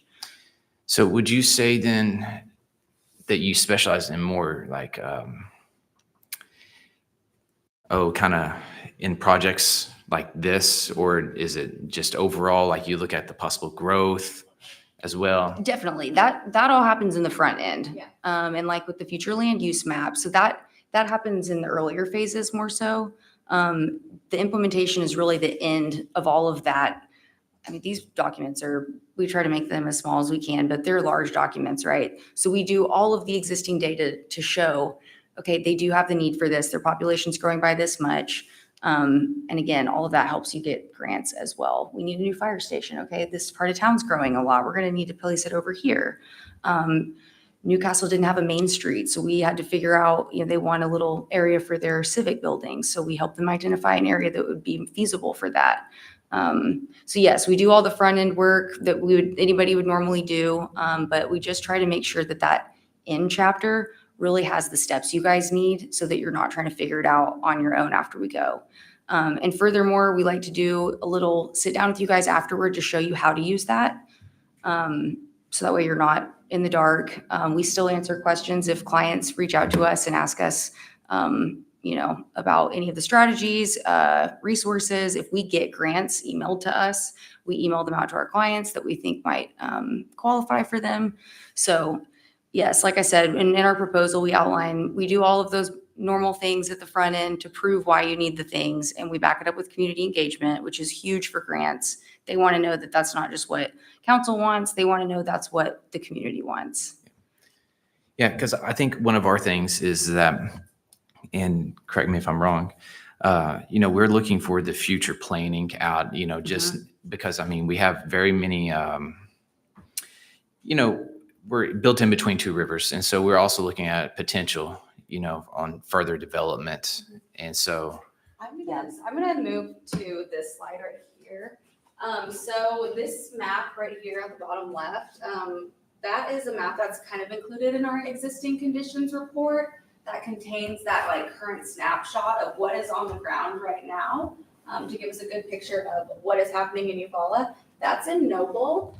So this property utilization map builds off of existing land use and looks at what improvements have been made on that property and then compares it to the property value. So we're able to locate and see kind of where growth is happening and where there's opportunity for future activity centers or whatever it is. It kind of shows us where opportunities exist. Maybe where some areas could use a little bit more TLC, where there's opportunities for infill development, and which opportunity or which areas are, growing well and kind of staying active. So that helps us kind of identify where we're going to locate various future land uses based off of the community engagement. So we take those existing conditions and then we really add the community engagement kind of on top of it and look to see where those opportunities exist. And then from there, we will kind of compare that with your infrastructure maps. So we'll look at where your utilities are, where is their water, where is their sewer, which area, what is actually feasible, and what would be more expensive long-term for the community, because you can get a developer to extend your utilities to service something, but does that make sense? Because over time, that's going to become the city's responsibility, and those costs are oftentimes passed on to the home buyers. So does that make sense for you, Eufaula, or does it make sense to kind of focus on some areas where the infrastructure is already there? So that's part of our scenario, kind of building out the different scenarios for land use models. And it does get very technical and we provide the data. But again, we also try to put it in the comp plan in a way that makes sense and is accessible. And we're working with Oklahoma County right now. And actually in Noble, we're doing the same thing. We're making different, on top of the comp plan, we're making kind of little booklets for different audiences. So if I'm a developer, I have my little booklet that I can go in and pick up, and it's tailored to what are the key points from the comp plan that a developer would care most about? Okay, what are the key points a resident would care most about? What about elected officials? So we try to work with you guys to figure out what audiences do you want to speak to through those brochures. So that way, again, we can just really make it easy for people to understand and kind of skip to the point that they need, right? Mhm. And I think that really, really helps to ensure that those plans don't get dusty on a shelf because you're creating tools for different people that's accessible. Because really, this thing is a marketing tool at the end of the day, is a big That's- piece of it. That's what I was, Yeah. that was my next question. Like you talked about scenarios for development. Do you also work with the city on scenarios for, possible businesses in certain developments? Oh, yeah. And our. Could you speak on that? coworker- Yeah. Yes. And our coworker Dan is really, really experienced in economic development. So and design, he does it all. But he's really good at looking at downtown areas or different districts and kind of figuring out, to your point, what makes sense to be placed there, what kind of infrastructure is needed to support that. So you're really investing your resources where it's going to come back to you financially the most. If Because that makes sense. Yes, I think, and that's one thing, Vice Mayor Tisha Morgan and I have talked about too, is, we want it to be to where we can develop economic, because there's also, we lived here all of our life. And one of the things that we see is people leave here because they have different opportunities somewhere else. So we definitely want to try to look at every avenue to keep those people, not having a turnover of people. So when Katie and I first started working together, we actually did the comprehensive plan for the city of Grove, and another lake community, which also I think faces the same challenges that y'all do. It's like very popular for 3 months of the year and then completely dead the rest of the year. That was one of my questions. Yes. I saw that you both had worked on that plan. Yes. So since you did work on that 3 or 4 years ago, what your experience with them, what would you bring over to Eufaula to benefit the plan that you might be doing for us? So one thing would be placemaking. Y'all have a great opportunity in such that your downtown area is so close to the shoreline that could be an asset, not just for water resources, but like recreation and making better connections and having a clear path for people to access that and really integrating that asset into your downtown. So people come here, but also creating like flexible economic development opportunities for people, whether that be allowing like live work situations downtown or identifying areas where there could be co-ops or like the flex commercial areas, kind of like Mother Road Market, where, if you have an entrepreneur or a startup, they don't have to commit to brick and mortar just yet. They're able to kind of move into their like little space, feel it out, grow their business, and then move on and allow somebody else to come in and do the same. Also, programming too goes a long way. Having year-long programming for people and tourism to come to Eufaula, whether that be expanding your amphitheater and having more concerts or having more parades or having craft shows, or making Eufaula not only known for the lake, but also being a family-friendly community for families to come and spend time in with their kids. And so there's a lot of different ways to ensure that Eufaula stays active year-round. And I know y'all have done such a good job with your downtown, but then we could really kind of look at what type of occupancy and what opportunities you have to maybe incentivize different businesses or activities to come to your downtown, so that there is like pedestrian activity and foot traffic throughout the day and not just from like 8 to 5. Right. I had read in your proposal that you had sent from like page 15 through 24, where you kind of went deeper into your 6. Can I see what it looks like? Oh, Yeah, where some of these questions that they're asking, Mhm. you've got some deeper answers on Yeah. exactly how you would kind of step us through that. Do you want to read your book? yes. I know, I'm like, it's been so long. I was actually on vacation when we submitted this, so Just like, what did Katie put in there?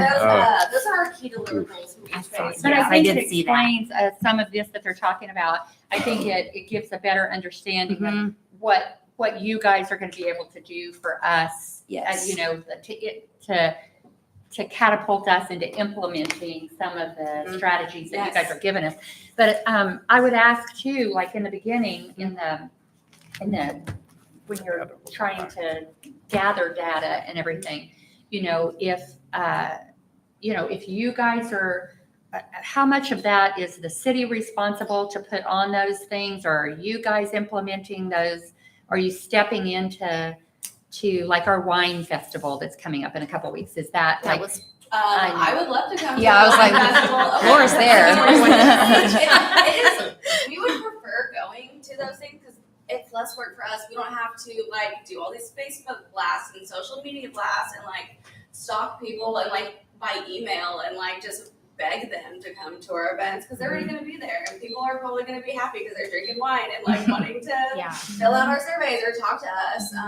So we really go to where the people are at. We prefer that. I guess really. that's my question. Yes. Are you the ones that are? I Oh, see yes. here that you're going to some of them, but are you Oh, at yes. these events? Oh, yeah. And you're We're- not expecting us to set up We're a in our table t-shirts and. Oh, no. and we don't sit at a table because at those events people are there for a reason. They're coming and going. They don't want to sit there and talk to us about like existing conditions and like how many households you have, what the median household income and what the future population is.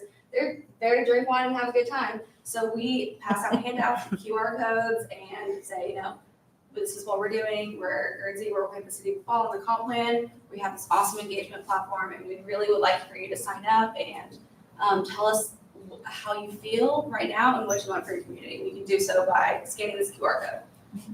And here's a sticker And or something. Yeah. And sometimes at those events, you know, if our steering committee members want to, sometimes they're excited and they wear their t-shirt and they come and kind of help us out. But we bring our staff and like I said, we wear I a think little. everybody here would be that, Uh-huh. would be that to you guys.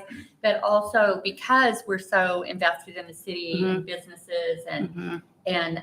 other things that we're doing, that we might actually be set up at that event, Yes. doing something else. So I was just a little worried about the time that we No. would have to invest in Yeah, gathering. No, was a good we'll do all question. the work. We'll, y'all will be our boots on the ground, but more for like getting the word out at city Yes. council meetings, or spreading the word to like your chamber of commerce or your Rotary Club, or like finding where there's opportunities for us to connect with different groups in the community. Okay. Question, your comprehensive plan corner that you like to set up at libraries and such, is that semi-permanent? Is that left there when you guys are not there, or is that just there Oh, for yeah. like a day and then you leave? No, No, we it's leave it. permanent. So Okay. each phase will print the materials that are available online. We'll print it and we'll set it up in a corner. And we'll have, the existing conditions and a booklet and then kind of boards for people to leave feedback while they're either at the library or, paying their utility bill. We have our future land use maps up, our alternatives, our scenarios, in Chickasha for like 2 months. Okay, great. So we always kind of phase and change out the materials based on what engagement or information we're trying to collect at that time. So I see up here onward, what is it? Onward Chickasha? Chickasha, got a billboard. So do you come up with a tagline like that and we have our own? That's part of the branding process. So we'll work with you all and we do a fun survey. We kind of do branding with visioning because they're very similar. And we will, engage you guys. And first we do a city staff and we can bring the steering committee or whoever y'all want. But sometimes when there's too many cooks, it can get a little overwhelming because people have very different perspectives and what they want. Some people could be like, well, I don't like this color blue. I like this color blue better. And then you just get in the weeds and it's not productive. So we work with you all to figure out a brand that not only represents your community right now, but is future looking that people can really get behind and support. So the goal is for them to see the purple Onward Chickasha sticker on like a stop sign and know what that is and be like, oh, that's a comprehensive plan. And this brand will not only represent the planning process and the comprehensive plan, but it should be used to represent other city initiatives in the future too. And so we create those design files and we pass them off to y'all. That's City of nice. Chickasha has them Yeah. in their website. to include that brand. It's awesome. They've adopted it as their Their city city brand brand. now. It's on their trucks and, just real quick, yeah, Dan, our Yeah, Dan's designer, he's awesome. wonderful. He has a graphic design background and urban design and all the things. So he'll send out a survey that is visioning out, what words did you use to describe yourselves now and what you want to be in the future? And then from that, he'll make some mock-up designs. And then that's where, it's like, okay, here's what we've got. Okay, well, we like that one and that one. Can we combine that, change the color on that so that the end product, you're not having to start from scratch. He can get you going, but you have the final say in what that looks like at the end. And I will say Katie and I are both board members for the Oklahoma chapter of the American Planning Association. And we kind of voluntold Dan to do all of our branding for all the conferences. And we did all the branding for Quad State. And, oh, do I have my notebook? I do. I'll show you what those brands, do I have in here? I think there's some, Yes. we have some leave behinds too that have our branding. What the brand for the conference looked like that he did, and it was amazing. Like, he is Oh, so good. It's very timely too. I love that. Mhm. And then he did the brand for the Oklahoma Planning Conference, November 2nd through 4th, that I'm gonna plug right now, that you all are welcome to attend. Let me know. So yeah, Dan is so good, and like some of the stuff he does just amazes me, because we are very like technical people. We can talk to a brick wall and put things on paper, but Dan, to make it happen, and I know we sent over some examples of our work that Dan has done. Oh, I'm like, how do you do it? So we hire him. Yeah. I can't do that. Yeah. And we have some leave behinds too that have more examples of our branding and work. And two, we loop in our architects too to help with things, and they have access to programs that we don't too. And they're always plugged into new programs that can like do something in 10 seconds, where we're like, Modeling. wow, it took us 2 days to make this map. Like, we just click They this can do button, build it'll outs turn and in a models. minute. Yeah, so Do you, and this is the last question I got. Let's say, you worked with Grove, Uh-huh. and do you do follow-ups on like percentage complete of the plan? yes, we did. We did follow up with Debbie. Debbie Boderoff, I believe, is the city manager now. She was the city clerk and the kind of overseeing planning when we were there. And we reached out to her, and she has gone after multiple like smaller plans since the comprehensive plan has been adopted. I know they've done some hazard mitigation. They struggle badly with drainage and flooding. And I think they needed to get that hazard mitigation plan to be able to go after grant money to help with that. So we've done follow-up with them.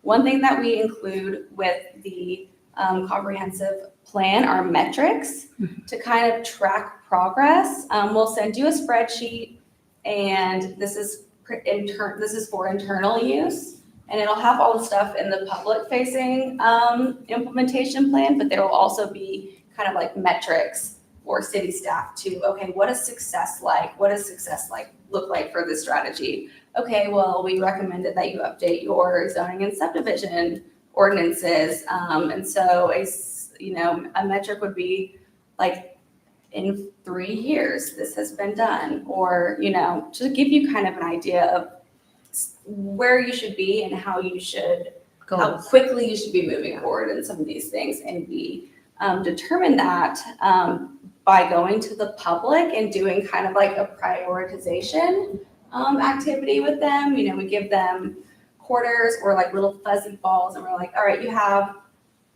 $5 million.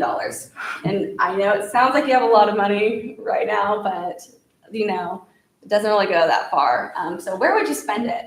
And we have them kind of like put it and tell us how important things are to them. And that's kind of what informs your implementation plan. So yes, if it's not measurable, then how do you know? And that's what I was getting at, Yeah. like just more of the details on it. Yep. And Implementation. Grove, so that was during COVID, and there were some staff changes, and then it was like right in the thick of COVID. So things kind of got a little hairy at the end, and I actually left to come to Guernsey. So you just reminded me that I need to probably reach out and check and see how she is, how she's doing. But they've done awesome stuff. Yeah, they really have. And I will say too, we've never gotten to the end of the process and a plan not get adopted. Yeah. Okay. So Yeah, I all our plans have been adopted. And we're really close with all of our clients. We think of them more as friends now. It kind of sucked when we were working with the city of Chickasha because I was like, it sucks that you're our client right now because I really want to go get a margarita with you. Or something like that. So she was also pregnant, so that couldn't happen anyways. But yeah, so like I'm accessible to y'all whenever you need to. And so is the rest of my team. Even after adoption, truly, we Yeah. get emails still of how should we go about this? Who should we contact first? Where do we start? We're always happy to answer those. Lovely, thank you. Thank you very much. Thank you, Yeah, guys. thank Thank you. so much. Yes. Appreciate it. It was great meeting y'all. Nice meeting you too. We're really excited. So thank you again. You're welcome. Thank you. Yes. One more handout for you guys. Oh, That one is yours. Thank you for the gift.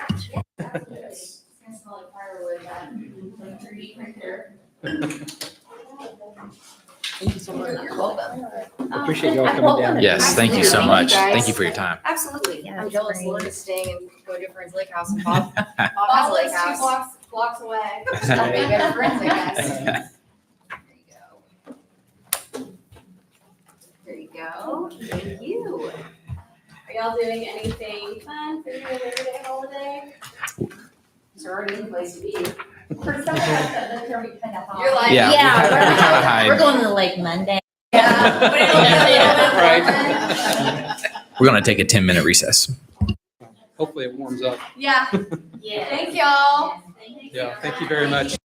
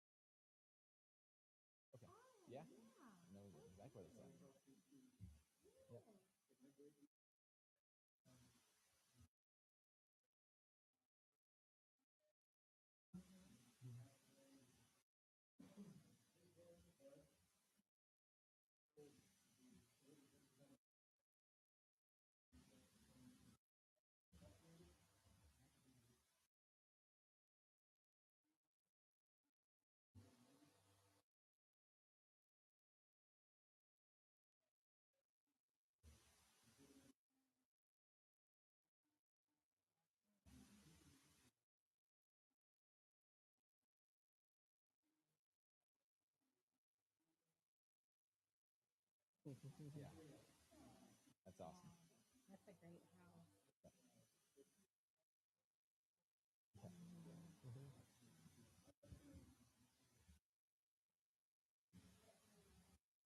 You guys, y'all take care.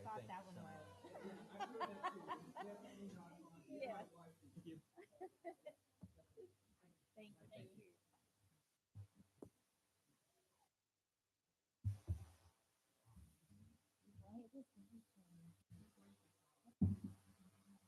You were just, I mean, it's so, I couldn't even focus. I'm just. I don't know if I'm turning off.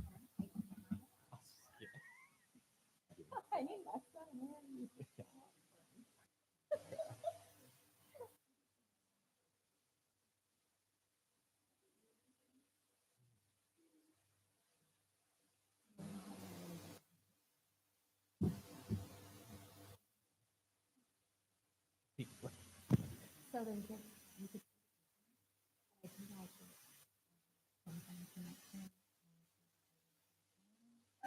I know. So let's just see.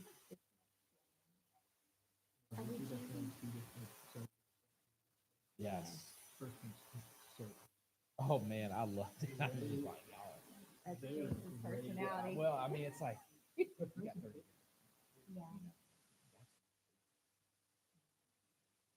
It was really, they were all great, but I was really impressed by that. Yeah, it is genius. Yeah, I was like, huge. Yeah, sounds great. I thought that. There's a lot of fancy words you're saying. Katie was, yes, now Lauren was hanging out with her.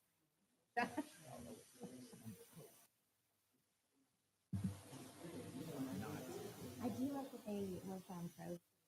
They did have some small towns, but Grove Fallen during COVID probably really wasn't a how to implement.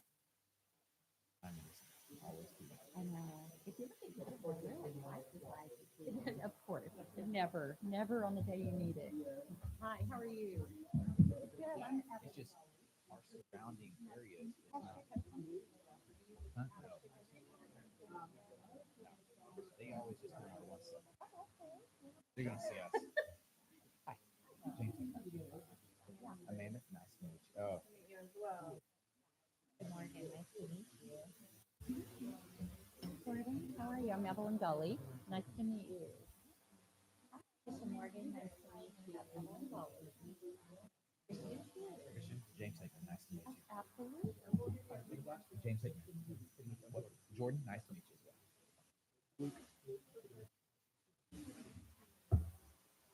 Yep, right.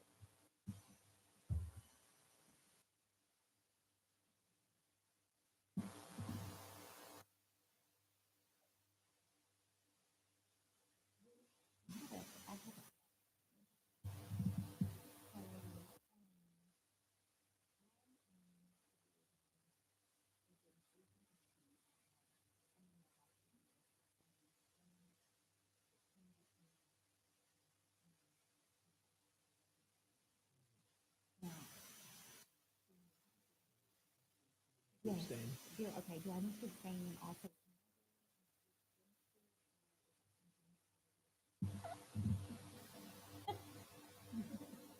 Yes. I don't think you can do both, but I was thinking about abstaining, but I really. I want to. Right, So I'll just give let you me the know. top, I I'll give have you off the 3 top of weeks. my head, and then I'll look into it. Make Okay. sure it's right.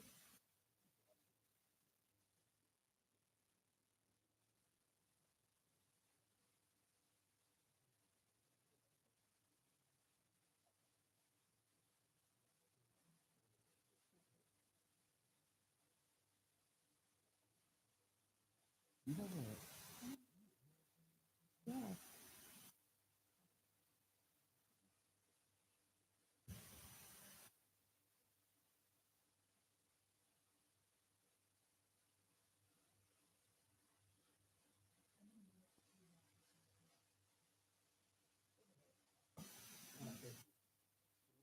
Two,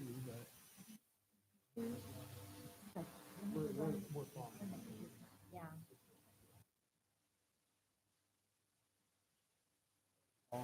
I'll see. Yeah, I was gonna ask him too, but you were just sitting here and kind of, I was aiming towards the saving.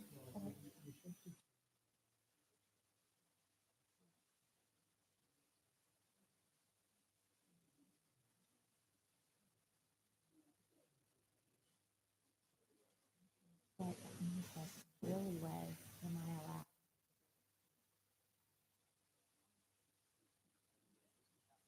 Yes. And I don't want to.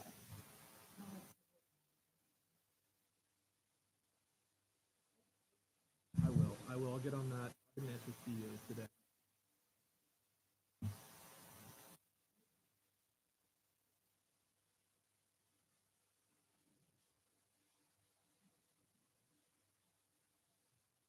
So I know you're probably gonna say this, but where are y'all out of?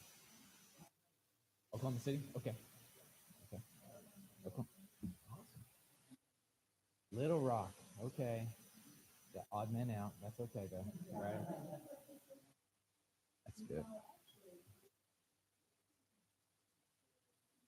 It's really not. No. Yeah, I get. I did. I actually grew up here all my life. So, graduated high school here in '01. Went to eventually chiropractic school, so I'm a chiropractor here in town as well. So, and yeah, had a lot of opportunities to move to different areas like Lafayette, Louisiana, stay in St. Louis, South Carolina. But I at the end of the day, it's kind of my wife and I. We actually met in high school, and so we both wanted to move back here. So yeah, exactly. All of our families are here, and I tell my kids all the time, there's a lot worse places to live than Fall, Oklahoma. I mean, it's a great little town. So, oh, I know. If you haven't, Captain John's, fantastic place to eat for lunch. The best thing on their menu is their pork chop. Oh my goodness, it is unbelievable. I mean, it is unbelievable. So it is so good. You bet. It's yeah. We do all kinds of things: trigger point needling, decompression, rehab. I mean, all kinds of cool things.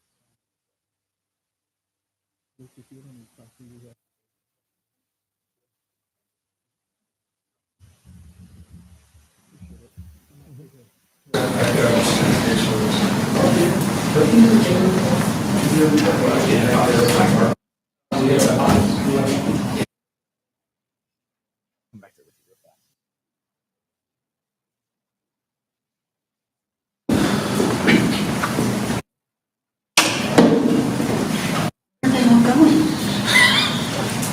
Always close.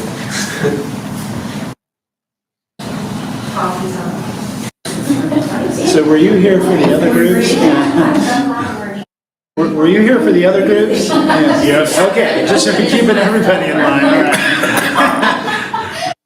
Yeah. Just hanging out. And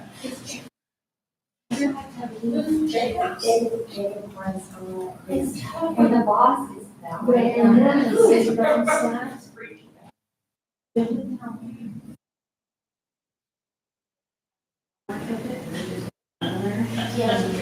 I do. I've got it all right now. So I'm getting one. So when I go.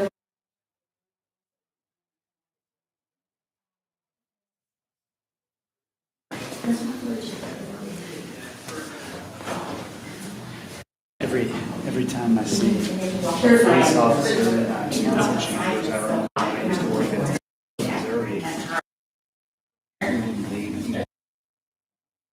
Mayor called down.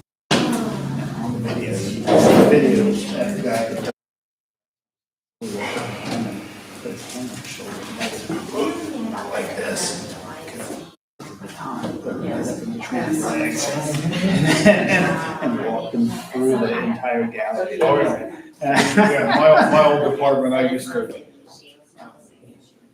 they got a little rowdy every now and then, so depending on the topic, I've escorted a few people out of the before. Not here though, it's been pretty good. I'll never forget that with you. Everybody is like, everyone, you gotta look at this lady, look at the guy's face. Yeah. Yeah, no doubt. Minimal force, that's all.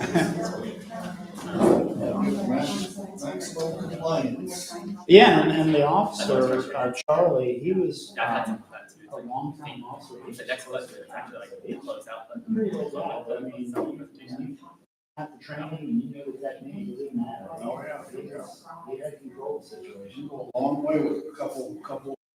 Yeah.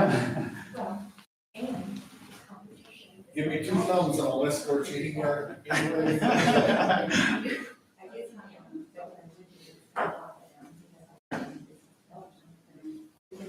Well, is it supposed to rain again? Nope. Next stretch of rain is Monday and Tuesday. It ain't calling for none though.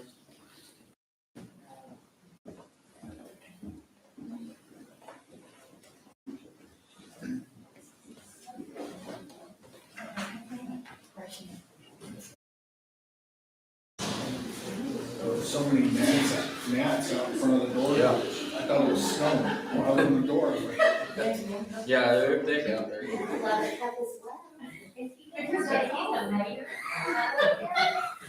I did ask. I did ask. And both y'all were right there, so you know.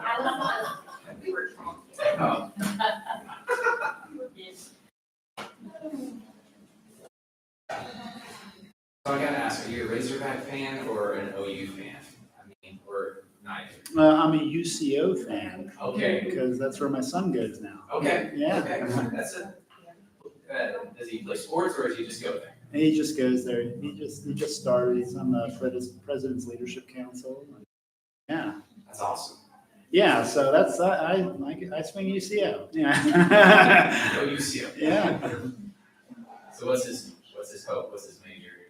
Dual major. He's in the Forensic Science Institute program there, but you have to dual major, so he's also majoring in justice. Okay. Nice. Yeah. Very nice. And his hopes and dreams? I think right now he really wants to be in state patrol, whether it's Arkansas State Patrol or Oklahoma. Problem is when he graduates, Arkansas has an academy every other year. And when the year he graduates, it's an off year. So he wants to do that, but we've told him, look, the professors you have in that forensic science program have all of this federal experience. I said, just as you go through your course load, other opportunities are going to come up. Absolutely. Go to the feds. What's that? Go to the feds. Well, he's told us he's all state patrol. That's what he's laser focused on for now. Yeah, but man, like you said, you can't pass up a good opportunity either. No. That's cool. That's great. So what year's he in? Yeah, he's a freshman. He Freshman. just started Just a there. freshman. Yeah. Yeah, my son's 18. And he's graduating high school this year, so we're just kind of like, what do you want to do, son? You know, he hasn't a clue right now. So she doesn't have a clue. I think most don't. Yeah. Most don't. Yeah. And I tell him, like, the average person switches careers every 7 years. That's on average. Wow.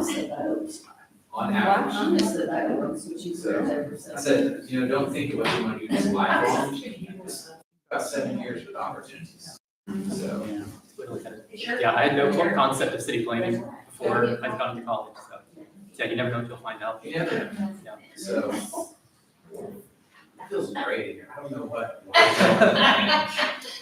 This is. I'm fine, I'm sure I get. Whoa. Whoa. Did you say 78? 78. 8. That's sushi.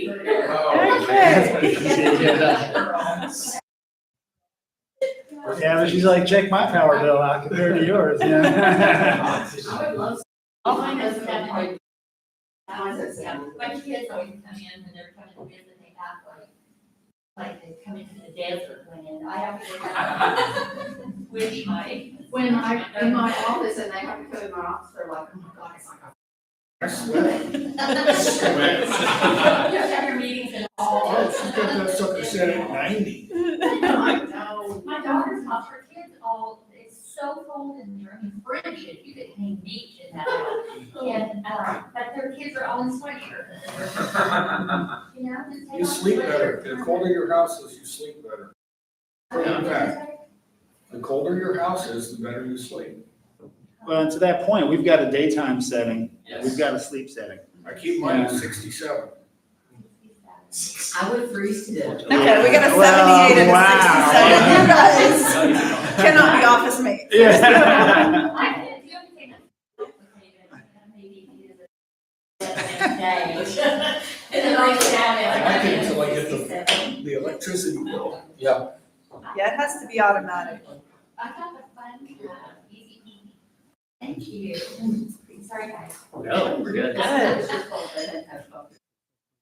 No, it was great. Well, guys, the floor is yours.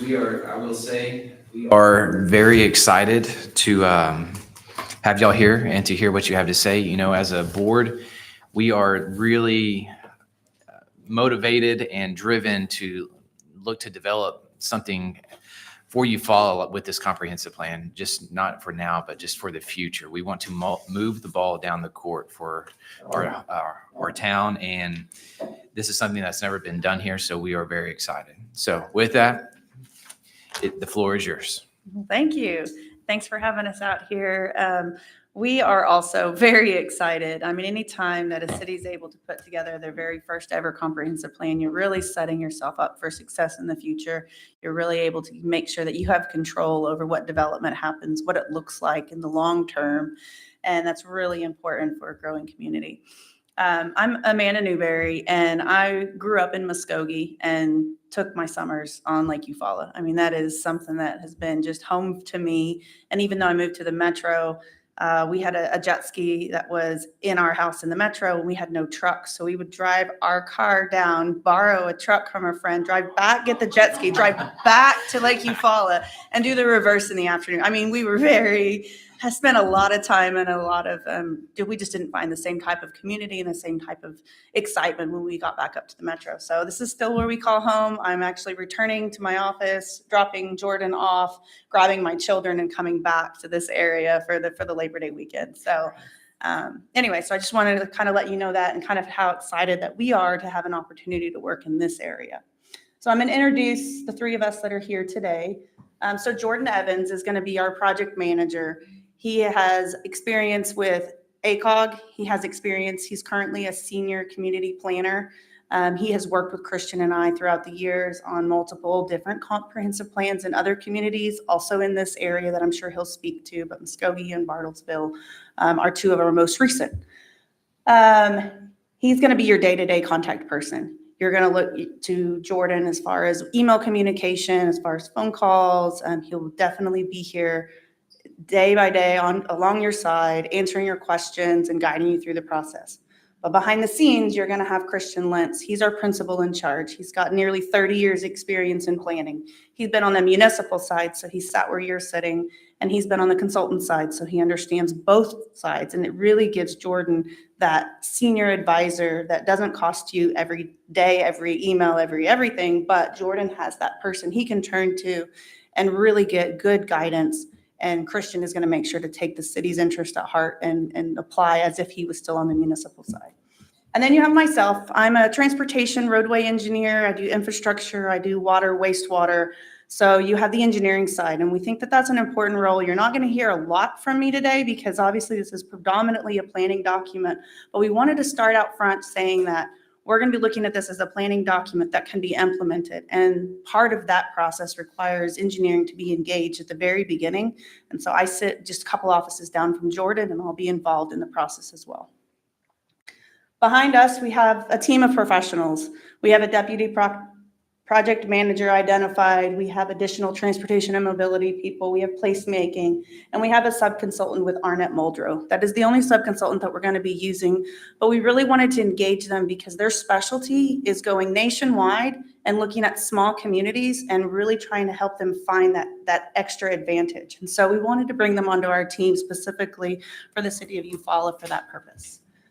And with that, I told you I was going to be short, so I'm going to turn it over to Jordan. He's going to talk about our specific approach. Yeah, thank you, Amanda. Good morning, everyone. Thanks again for having us. And yeah, just to echo Amanda's sentiment, we are very excited about this process. We see a lot of opportunity in Eufaula, and this comprehensive plan is really that kind of first step to that future growth, development, and sort of your guide as you're going forward as a community.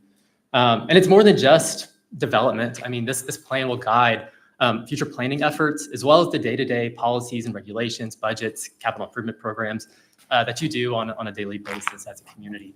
All these things should be speaking to each other and should be informed by that vision that we're identifying through this comprehensive plan.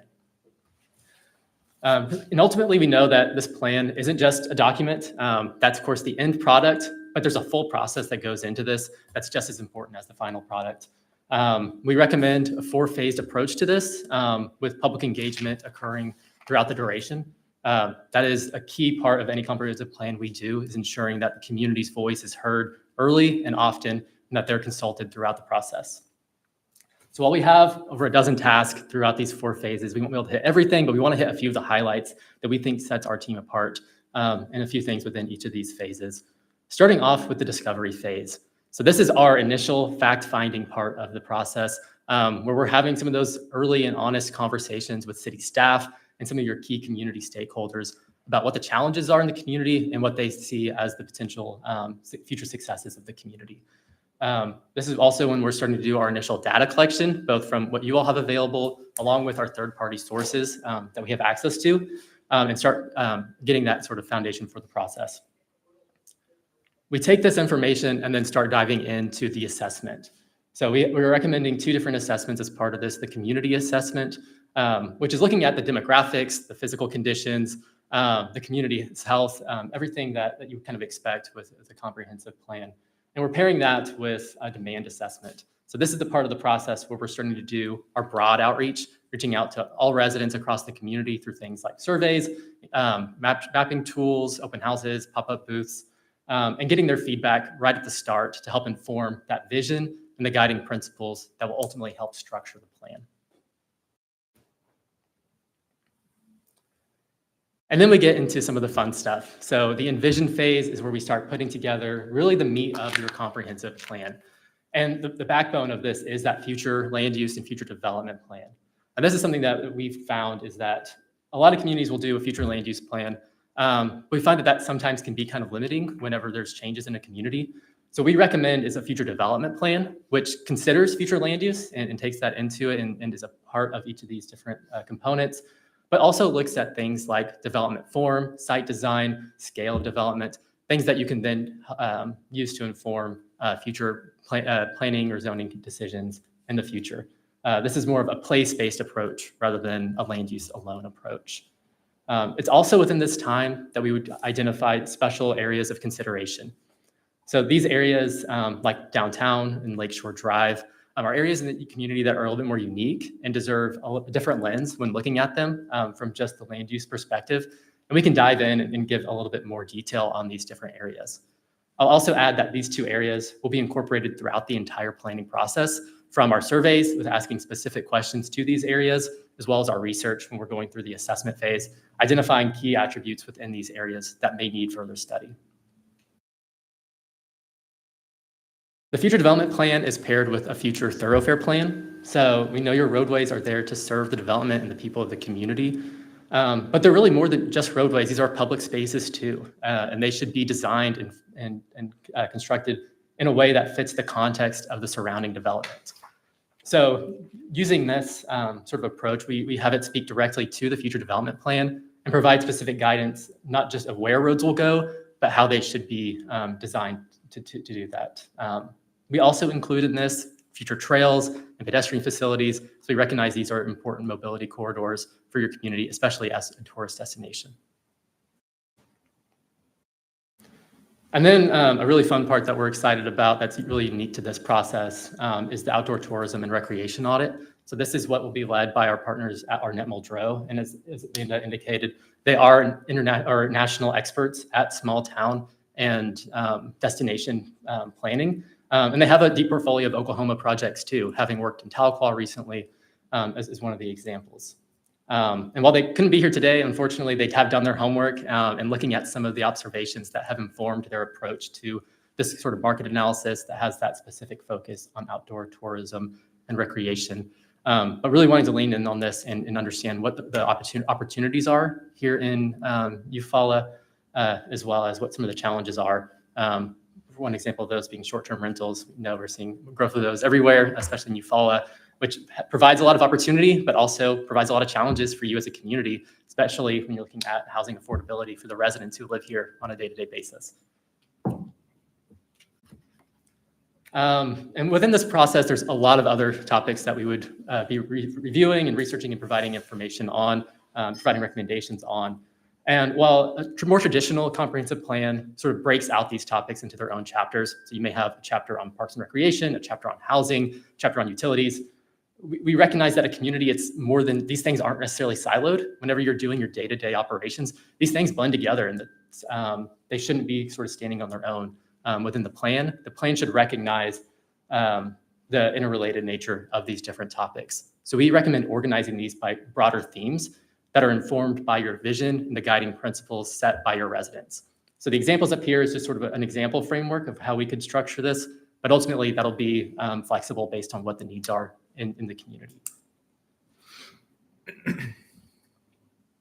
And then finally, this will all be wrapped up into an action plan, a work program that will detail out the actions that are identified throughout the comprehensive planning process and give you a detailed roadmap of how to implement each of those actions.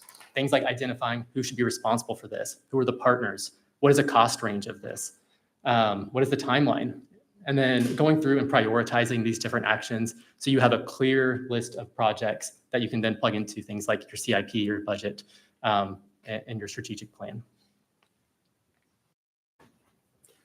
And now when it comes to the actual report document itself, we recommend organizing this in a 2-volume document. The first one is a compilation of all of those assessments, all the fact findings of where the community is today, paired with volume 2, which is that community vision and those recommendations, the future development plan, in the work program, so that you have a very clear and easy way of finding information. We found that this ultimately makes it more approachable for residents and also makes it an easier guide for you all whenever you're looking for information. This would be supported by the outdoor tourism recreation audit. That information will be plugged into the plan, but will also stand alone as an appendix to the plan that if you need to look for something in it, it's ready to go there.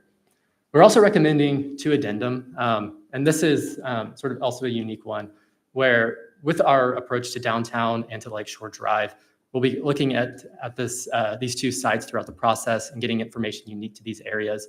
And we'll set aside all of that information within these 2 separate addendum and provide some preliminary recommendations that can be used for either future planning projects or for initial planning activities in these locations. Now, I want to spend a little bit of time on public engagement, because as we've talked, this is really the root of a comprehensive plan and in developing the plan document. We found that really it's the key to a successful and implementable comprehensive plan. You need residents' buy-in. If you have residents who don't feel like their voice was heard or that their voice wasn't used in the plan, it's going to be dead on arrival. So we make sure that this is a key central pillar of our planning process. And to do this, we lean on best practices provided by the International Association for Public Participation, as well as our own experience.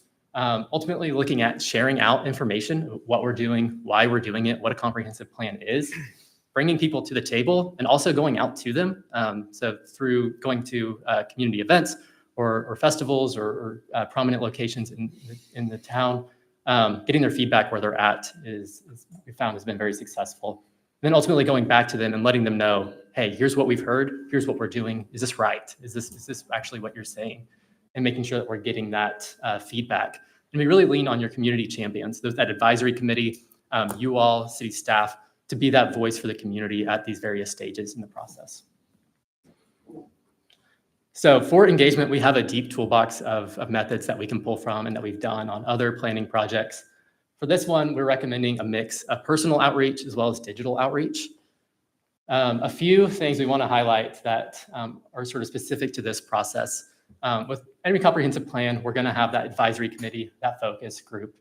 But here we are recommending going a step further and having more of a technical advisory committee. So this group would be made up of city staff, department heads, and key stakeholders in the community who are going to be doing the heavy lifting on implementation of the plan. We want to make sure that they recognize this is their plan, that this isn't just Jacob's plan or the consultant's plan, but it's their plan and they have some ownership over the document. We'll also be talking with you early and often, wanting to learn about what you're hearing from residents on a day-to-day basis, being their representative. And we talked about community champions. They are really a central pillar of this. They are the people who are going to be advocating for the future of your community. Not necessarily the loudest voice in the room, but the most productive voice in the room. Another central part of this is an open house. This is sort of a staple of comprehensive planning.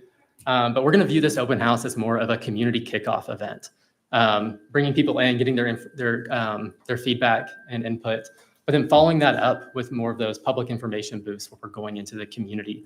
And we can also provide a meeting in a box, which is sort of these materials packaged together that if there are community organizations or residents who maybe want to host a small get together in their neighborhood or at their business, they have some of these materials that they can share and then provide us the information back after. And then finally, some digital engagement surveys, which we're absolutely recommending for this.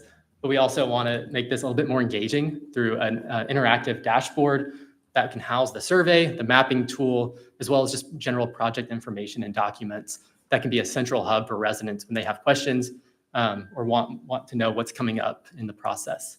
And you all should have gotten a little flyer or postcard with a QR code. So we'd love for you to scan that and take a look at what this looks like. We put together a sample of how this webpage could form. And there is a sample survey on there, a sample mapping tool to take a look at how this could be used by your residents. And then we want to touch on a little bit about value-added services, some things that we wanted to just kind of reiterate or highlight again. The downtown master planning being one of those. So within this process, we aren't going to be able to do as deep of a dive as we would have liked to for a downtown. These areas are very unique and need sort of a really, it can sometimes be a heavy lift in getting a detailed master plan for these. So within our start of the planning process and within those addendum, we can get a start to this, but we still see a benefit in going through a full master planning process for that. And of course, looking at your downtown, you have a lot of really good assets that you can lean on when moving forward and planning ahead. I think really just like being so close within proximity to the lakefront is so unique. There's definitely a full planning study that can be done for that alone. And then when it comes to the Lakeshore Drive, it's very similar. So we have a detailed portfolio of experience in lakefront planning. And this is really a great asset, again, being so close to downtown, but the destinations that you have along this area, the mix of retail and commercial that is along this area and kind of connects to downtown, there's some really good opportunities for a unique study of this area. And then finally, a code update. We see this as sort of the natural next step for you in implementing your comprehensive plan. And we have a lot of experience working with communities on that bridge between a comprehensive plan and a code update. But looking through how do we go about implementing things like the development plan. And as we're going through and developing that future development map and plan, we'll be considering your current ordinances and what updates may be needed to meet the recommendations of that map. So as a quick overview of our proposed approach, I'm going to turn it over to Christian to talk a little bit about project logistics. Thank you, Jordan. Thank you, everybody. Appreciate your time. Yeah, so just a couple minutes on project logistics and really implementation and ensuring that you have an actionable comprehensive plan. First and foremost, just to make sure everybody's clear, this is a process that can absolutely be completed within a 12-month period, sometimes even on a slightly accelerated schedule from that as well, if we have a client community that really has a specific deadline that they have to meet. So the whole process that's in the proposal that we submitted and the steps that Jordan talked about today are things that can be completed in this time frame. Just to be very clear, because he did mention the distinction between initiating work on a downtown master plan and initiating work on a Lakeshore Drive special area plan. As he said, the intent would be there are some initial steps in the comprehensive planning process which are covered within that time frame. But if ultimately the city is looking at creating a full downtown master plan and a full master plan for Lakeshore Drive, those independent or autonomous elements might actually float a little bit from either within this 12-month time frame, or if you were inclined, not being completed until after the completion of the comprehensive plan. So you have that vision document already adopted. So there are options when it comes to that. One of the things that Amanda emphasized at the beginning was, and I want to reemphasize, is that relationship between the project manager and the principal in charge. Look, I mean, sometimes you know how it goes. You see the people that present, and then you contract with a consultant, and sometimes you see other people. And Amanda was very clear that Jordan, as your project manager, would be the face of the project, would be the primary contact and the day-to-day contact. But in addition to that, as principal in charge, I'm not just in our proposal just to show a resume and to show a list of projects. I will still be engaged in the project every step of the way. I've been engaged in every step of the proposal, every step of the interview preparation, all of the elements of preparing the comprehensive planning process, of preparing the document. Behind the scenes, I'm still actively involved with Jordan on that project throughout. And the intent would be that from time to time, when there are big public engagements, big meetings, that I also might attend some of those as well. So the idea isn't for just me to have a couple minutes in front of you, wow, you guys, look at this guy up there, and disappear. No, ultimately, Jordan and I are doing everything together throughout this particular project. So he's got that, not only his own experience, but that institutional experience to help him as well. When it comes to implementation, we always want actionable comprehensive plans. I've been doing this for almost 30 years now.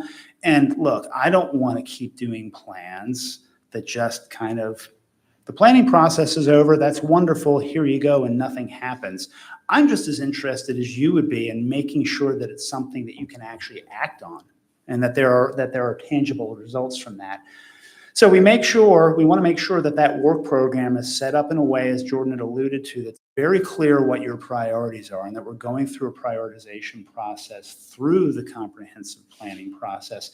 But in addition to that, our implementation program, the work program, also includes some key information regarding administration and monitoring that plan.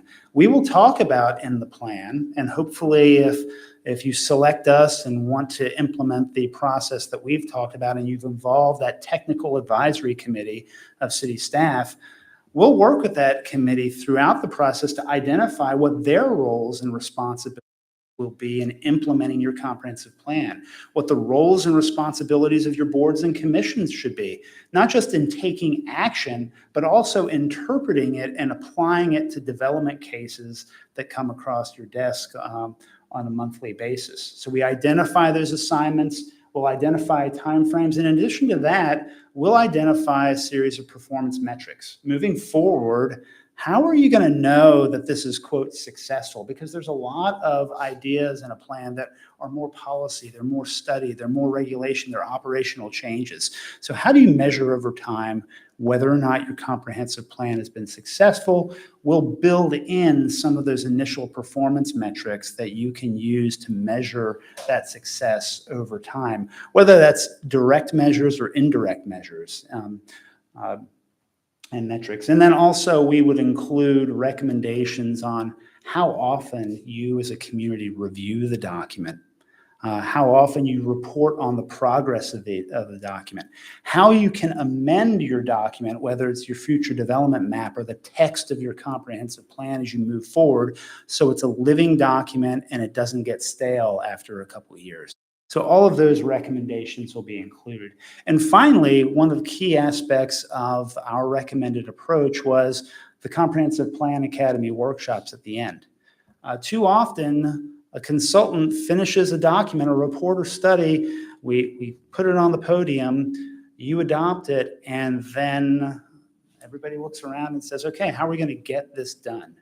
Well, the comprehensive plan includes so many partners and actors to implement it. It's very important that if we've put roles and responsibilities in the document itself, after adoption, we kind of sit back again and we meet with staff, we meet with boards and commissions.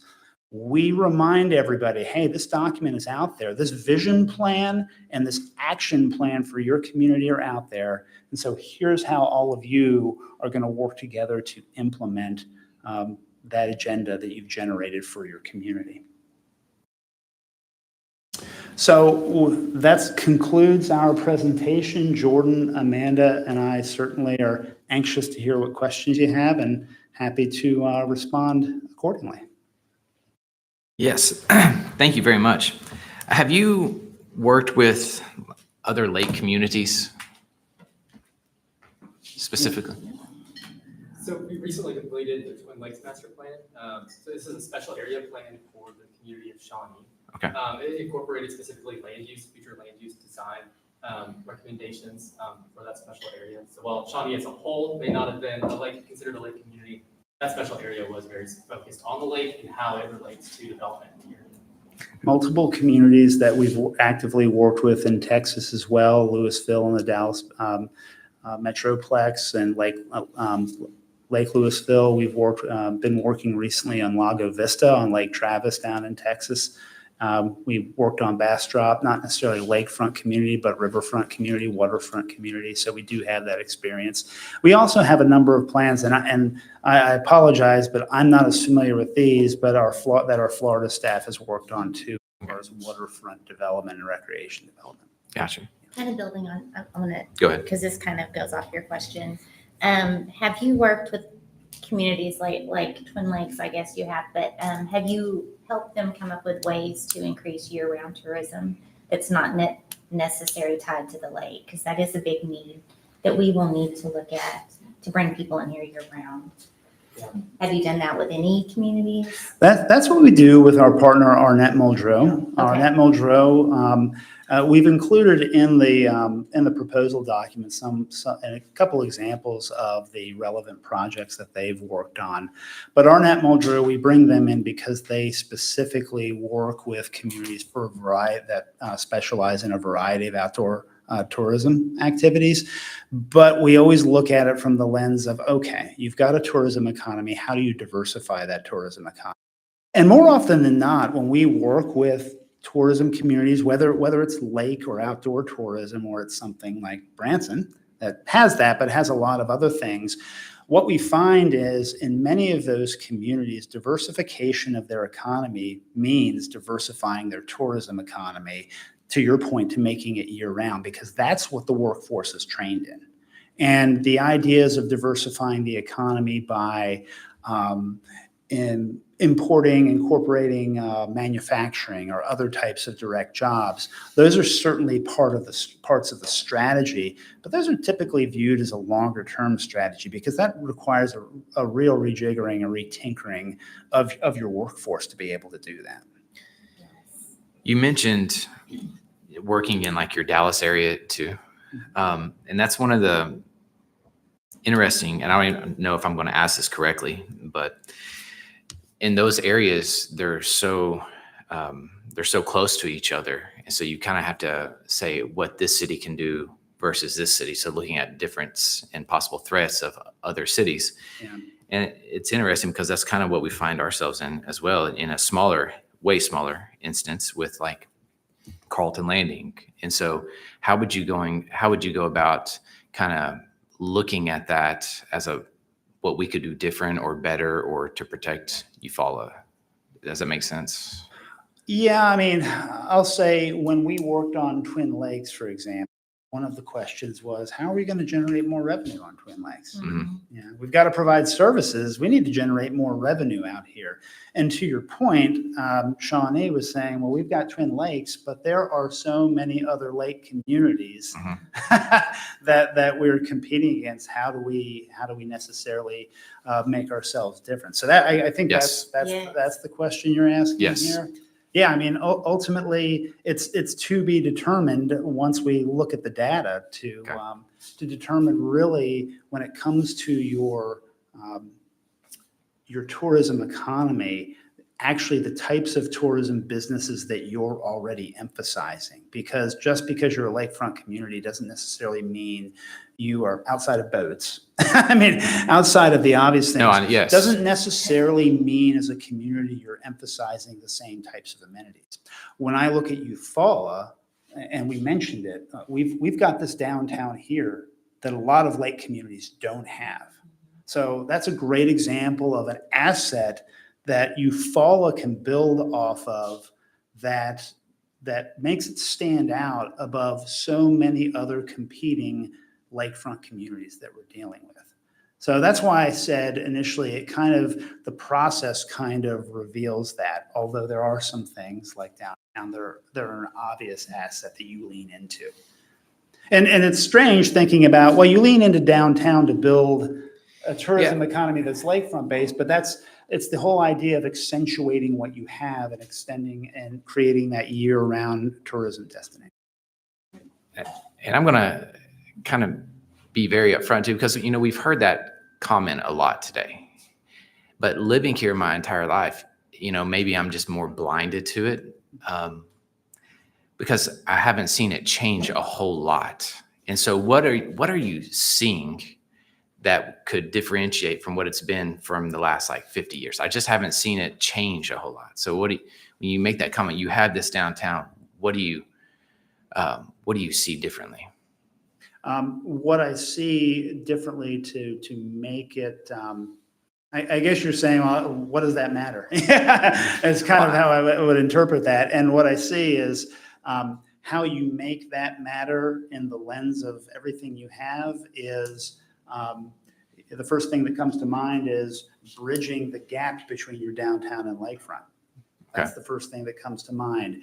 It's they did it on the lakefront in downtown Branson. They created the Branson Landing development. So it was a big public-private partnership that really energized that part of their town that although Highway 76 was thriving, downtown was not at all. Now downtown Branson is a destination, and there's other reasons to go there. In addition to that, they've got the conference center there now. So there are those big transformational projects like that that can actually be the one thing that you need to kind of change that dynamic.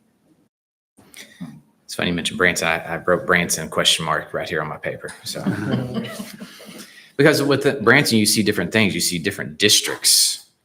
And that's very interesting with like Eufaula, we have other areas that are not incorporated, but they have a lot of possibility with business as well. I want to be careful also because in answering that, I'm giving a for instance. I'm not suggesting at all that Eufaula is Branson or should be.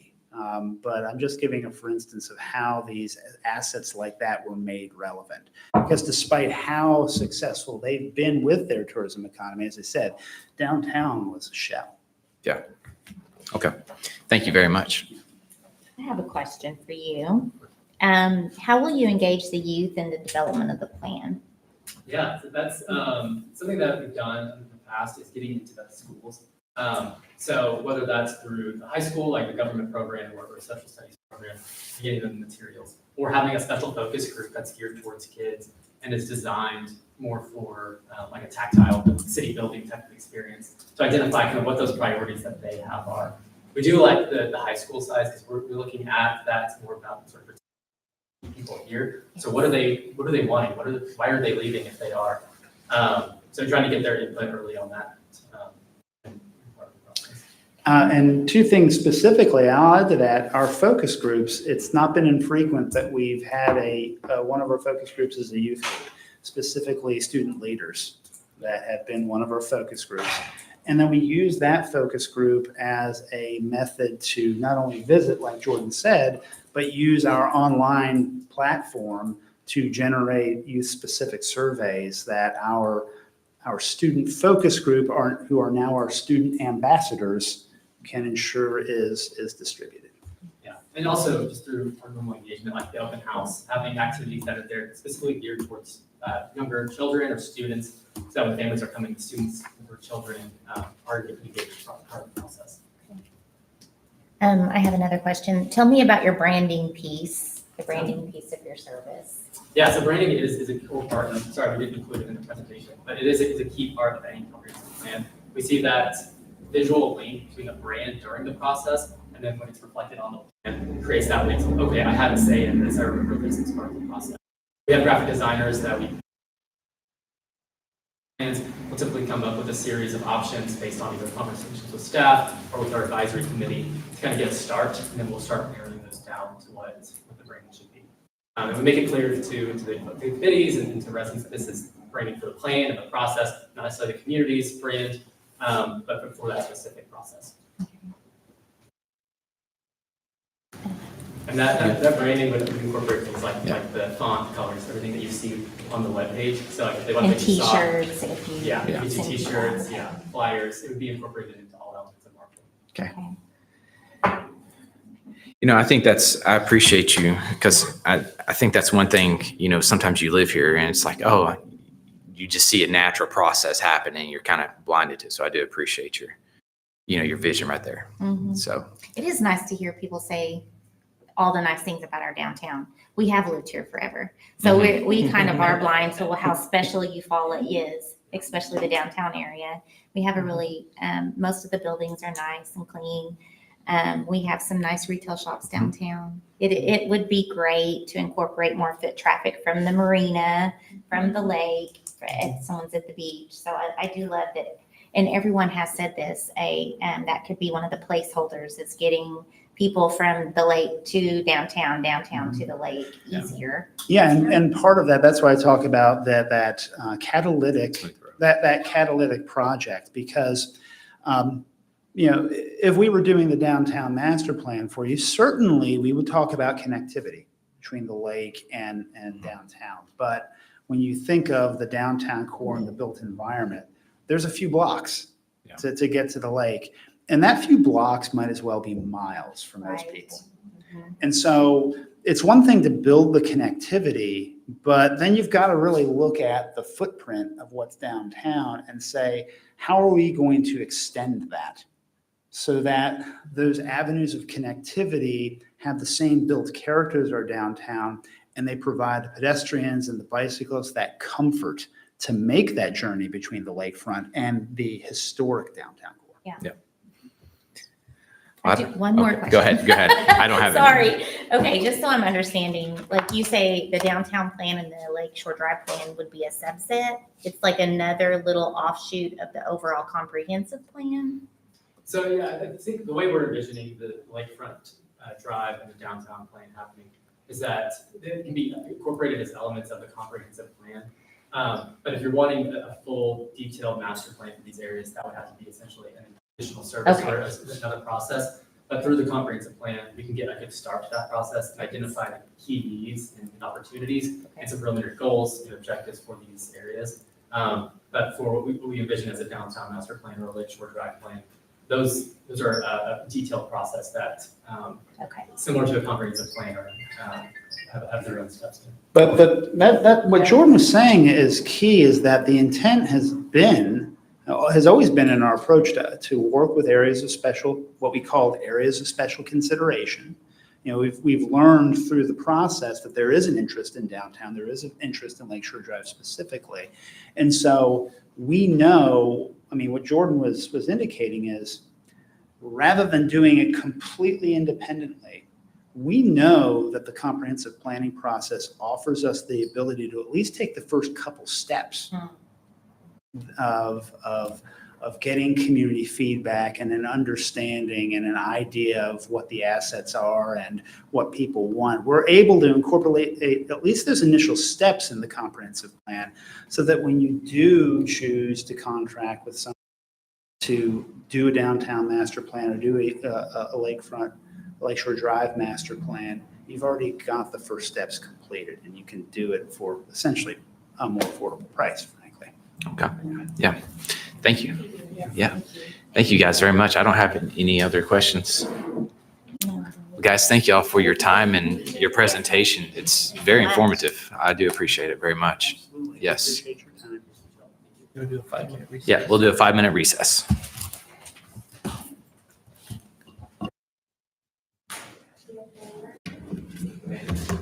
Thank you.